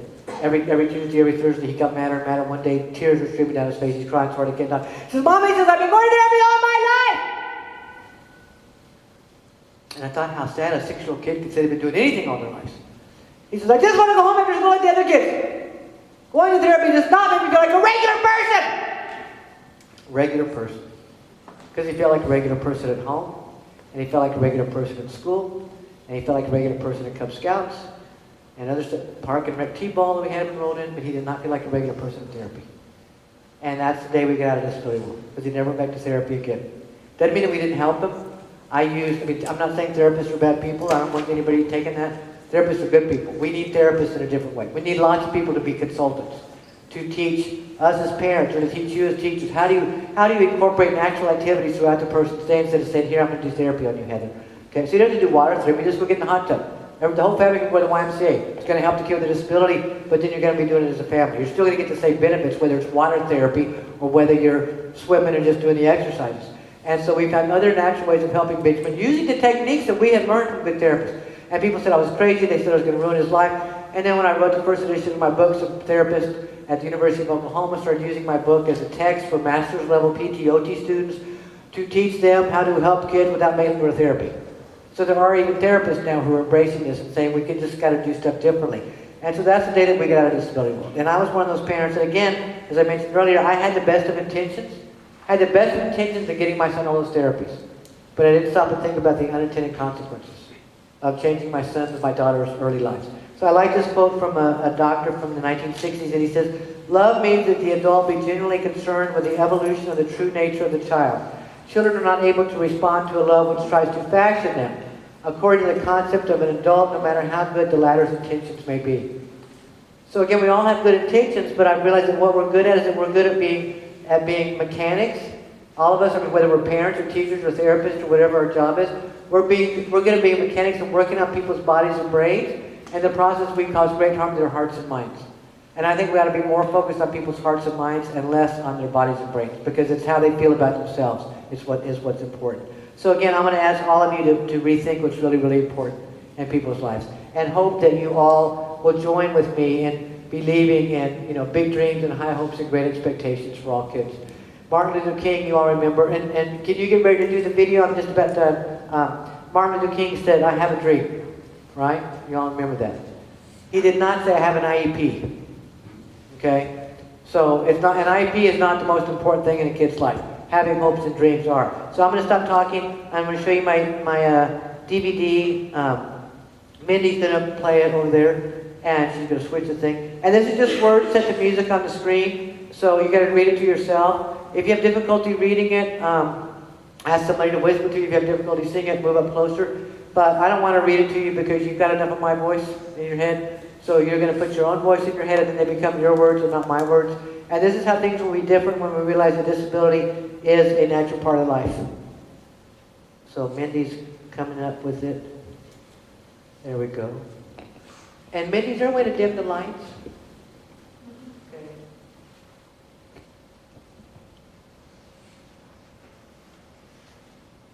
And the music will come up in a minute.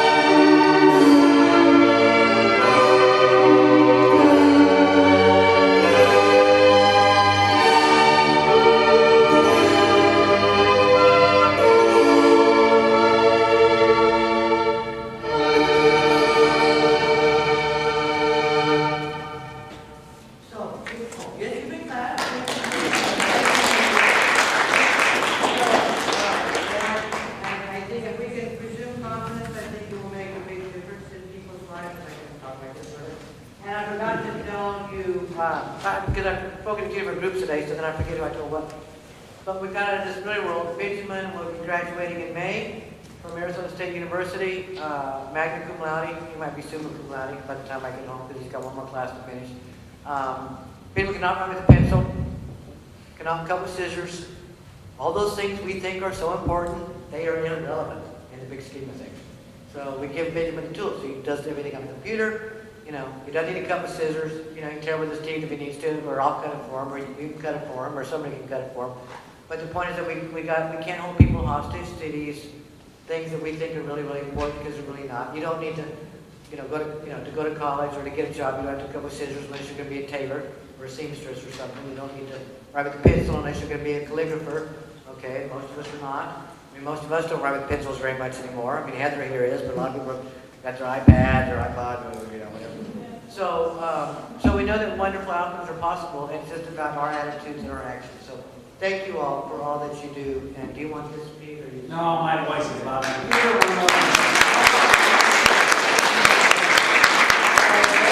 you for coming. I think she's given us a lot to think about, and now I have to change special needs in my dissertation about 30 I'll send you the copy, and you can proofread it first, and then we'll get there. Thanks, everybody, and if you want to... Does anybody have any aha moments, yes, buts, questions, comments? Yes, buts are okay. I mean, yes, but Kathy. So on a scale of like 1 to 10 for inclusion, I feel like you're probably at 11 or 12. Yeah. So, but inclusion is a natural part of life. I mean, inclusion is a default position. A person's going to be included unless we say you're not. Okay, so how did you feel touring Newland today? Or how did you feel about a school like Pride when I was teaching at work? I would like all those kids to be in their neighborhood schools. I mean, the state is made up of Illinois. How do you... It doesn't have to, my children's school got no more money. I mean, that's what I talked about to the class earlier today. Being ready, school being ready, or a kid being ready, that's irrelevant, and more money is irrelevant.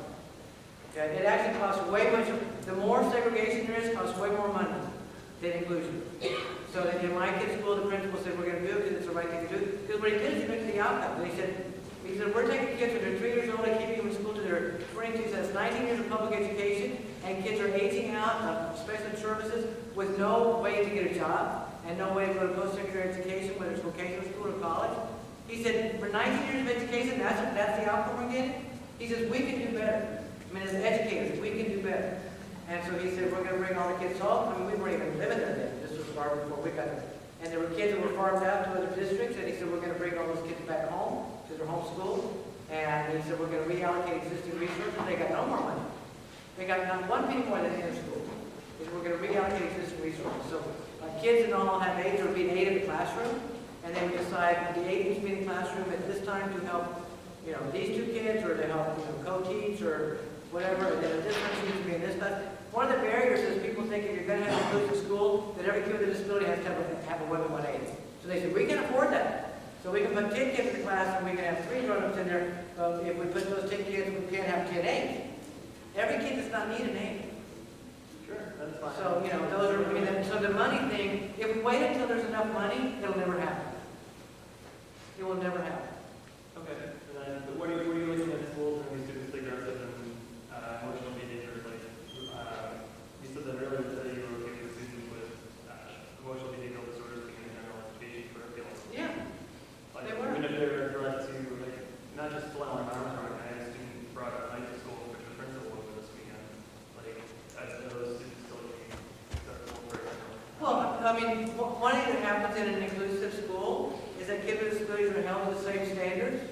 So if you see what happens, if you have a school that's there, say, some kids are included some of the time, so-called, but they're still a special classroom. During the general classroom, they screw up, then we ship them back to the special ed department. Okay? So the inclusion sort of goes back and forth.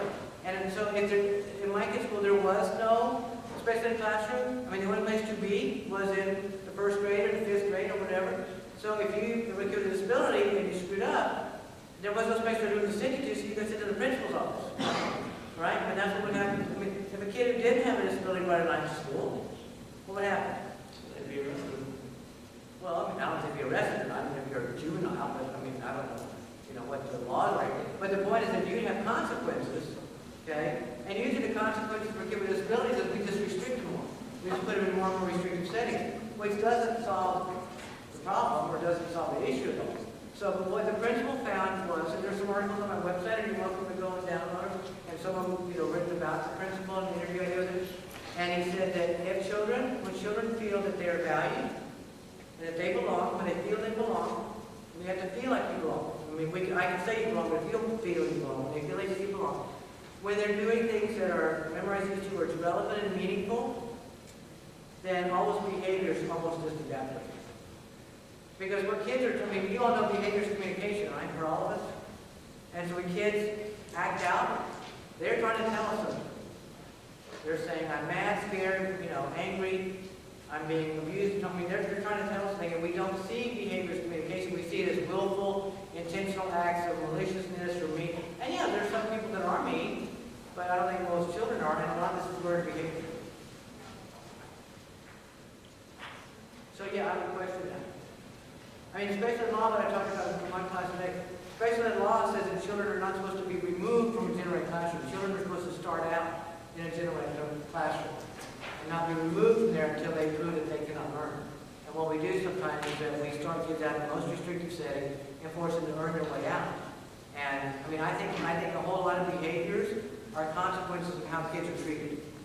Because if you're made to feel that you are a second-class citizen, if you're put over there with those kids, I mean, really? I mean, it's like we don't think any of us, if I took, 3 of you guys right now and said, you're going to go sit over there, and, and Pete is going to be supervising you, you guys would rebel against that. You start having inappropriate behavior. So how come we don't figure this out? If this is not rocket science, I don't think. I mean, we made it happen logical, but it's not.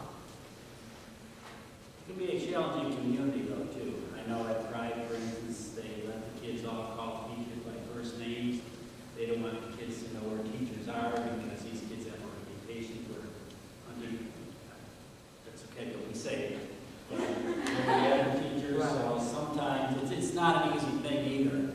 And I know where you're coming from that says there are some students that suffer, and I like a mom like this, that's an active mom. And I think there's also some moms, and unfortunately families, that look at their kids as being broken and then are throwing it into the school system and saying, fix it. So that's not... And that happens whether disability is present or not. I mean, a lot of disabilities for some kids will probably almost be acquired. They almost be acquired behavioral disorders. That as opposed to the child being born that way or having some brain condition, they've learned some pretty aberrant behaviors. But see, if you're in aberrant settings, you learn aberrant behaviors. And maybe the aberrant behavior setting is their home. I mean, if you look at this young man that did the shooting the other day in Ohio. There's more stuff in the news about it today. He came from a pretty screwed up family. Now, I don't expect nobody can fix that. I mean, we can't. Our society, we're not that good as a society. So, I don't have all the easy answers, but just that there's a lot of stuff that kids have learned, and so we can help them unlearn it, hopefully. But I don't know. If somebody's dangerous, they can't help that. We can't let people hurt other people. I'm not saying that. We don't put somebody in a place that doesn't hurt somebody. But there were just a lot of behaviors that went wrong when kids were treated in a different way than they had to be treated. That's what we just saw firsthand. So I hope that makes sense. You made your point on that. When I see kids that are doing some of that, it's hurtful. I hope it'd be hurtful to all of us to think, what has this kid gone through that the kid ends up like this? Because I don't think any child is born that way. I don't think any child is born mean or cruel or vicious. Those are all learned behaviors. And it's sad. It's really sad to me. So, yes, Heather. I currently teach in a South Virginia classroom. How do you get the district to buy into this? My classroom is life skills. Any child who is Down syndrome is put into my classroom, whether they belong there or not. I'm like, this child needs to be over there. No, she has Downs. She can do what they're doing. Right. How do you get the district? I think that this is where we have to get involved in my school board. I tell parents, go run to the school board. We keep trying to change it one kid at a time. So what parents do is we work our buns off We get one kid included, and then the door slams, the door slams behind that kid, and the next person comes along and kind of do the same thing. And so it's like I said, we're going to the school board. Now, you don't go to the school board as a special ed parent, because nobody will vote for you with like 2 other parents, right? You just run as a, citizen, and you just, then you get on the board and you make changes. But I would go to the school board and talk about outcomes. I mean, and this is where, we shouldn't have to commodify a human being, and put them in dollars and cents, but say, okay, like the principal of my school, we've got these kids for 19 years, and how much money have we spent on this one kid in order for this kid to grow up to be unemployed and to be living on taxpayer dollars instead of us educating our I kids? see her future. And you have pigeonholed her here. Right. When she should have been. Well, this is where, again, if you have to go to a taxpayer perspective and say, what's the outcome for students who don't have disabilities in this district? The outcome for them is that some of them are going to vocational school, some of them are going to the workforce, others are going to four-year college. The point is that they're all going to become tax-paying members of, valuable, productive members of society. What is the outcome for student disabilities? Okay? Why should the outcome be the same? Why do we have a different set of standards? And sometimes shame works, guilt works. It's like, how can we keep doing this? Again, we created this horrendous underclass of, I need to say this story real quick, and I don't mean to keep you guys. Being in the first semester, we went to college, at Pikes Peak Community College, and some of the classrooms, they needed to come in, this was student service office needed to come in, or have a custodian to come in and jack the table up because his wheelchair sits up real high, and he couldn't get to the table. And so we're working on driving, that's another thing that's on the horizon, he's not driving yet. And so his dad would take him to college and drop him off and go pick him up. And the second week of school, I came over there, he said, Mom, I'm so mad, and I said, what are you mad at? He says, for the second time in a row, he goes into room 105, and they've not put the table up like he wants. And so he feels like he's just sticking out like a sore thumb because he cannot, he can't get under a table. And they've got to call somebody, they've got to stop the class, and they can't start the class until they call the custodian, call the district insurance office, and bring the blocks down and jack the thing up. And so I said, well, Sweetie, I said, what do you think you got to do about that? Now, I can pick up the phone and call for him, but whose problem this is? Maybe Gabriel's problem, right? He's an adult, he has so he didn't know what to do. But I said, well, let's try a few little, suggestions. And one of them was for him to go to class early for the next couple of times. Honestly, have Dad take him early, swing by the distribution service office and say, hi, remember me, Benjamin Snow. I'm on my way to 105. Just want to make sure that, somebody's got the table on. And that's what he decided to do. And so I told him, I said, man, you just have to be patient with him. I said, they're not used to doing this. It's just the first couple weeks of, the semester. They're not accustomed to it. Well, he stopped me. Now, he's an 18-year-old young man. He's got a beard. He's a manly man. He's not my little kid anymore. He is, but he's not. And he said, Mom, he says, what are you talking about? They're not used to doing this. And I said, well, they're not. And he says, well, why aren't they used to doing this? And I said, well, Benj, how do you answer that question? I said, well, Benj, there's not very many people with disabilities that have gone to college.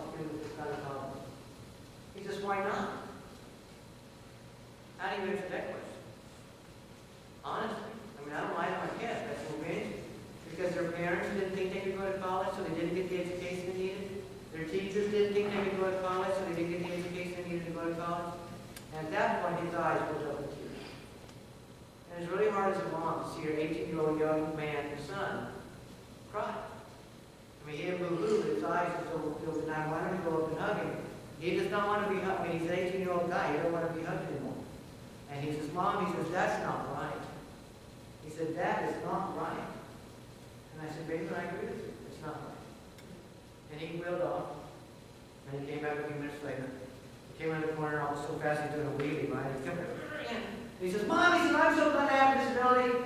And I said, yeah, I am too. I said, why are you saying that though? And he says, because I'm going to go teach those teachers to college. He says, I'm going to go teach them so that the student with disabilities that come after me won't have to go through this. They'll know what to do. But you think about that. How few, when I asked Lindsay today, I said, how many students with disabilities are there on this campus? And I know there's some. But it's like we have to do better still. So yeah, we've got kids with Down syndrome going to college, and kids with autism going to college, and kids with cerebral palsy going to college, and kids with alcohol going to college. And I mean, how many students with disabilities work here? How many people with disabilities work on this campus? I mean, see, all of us have something that we can make these changes happen. You know? I can tell you quite a few.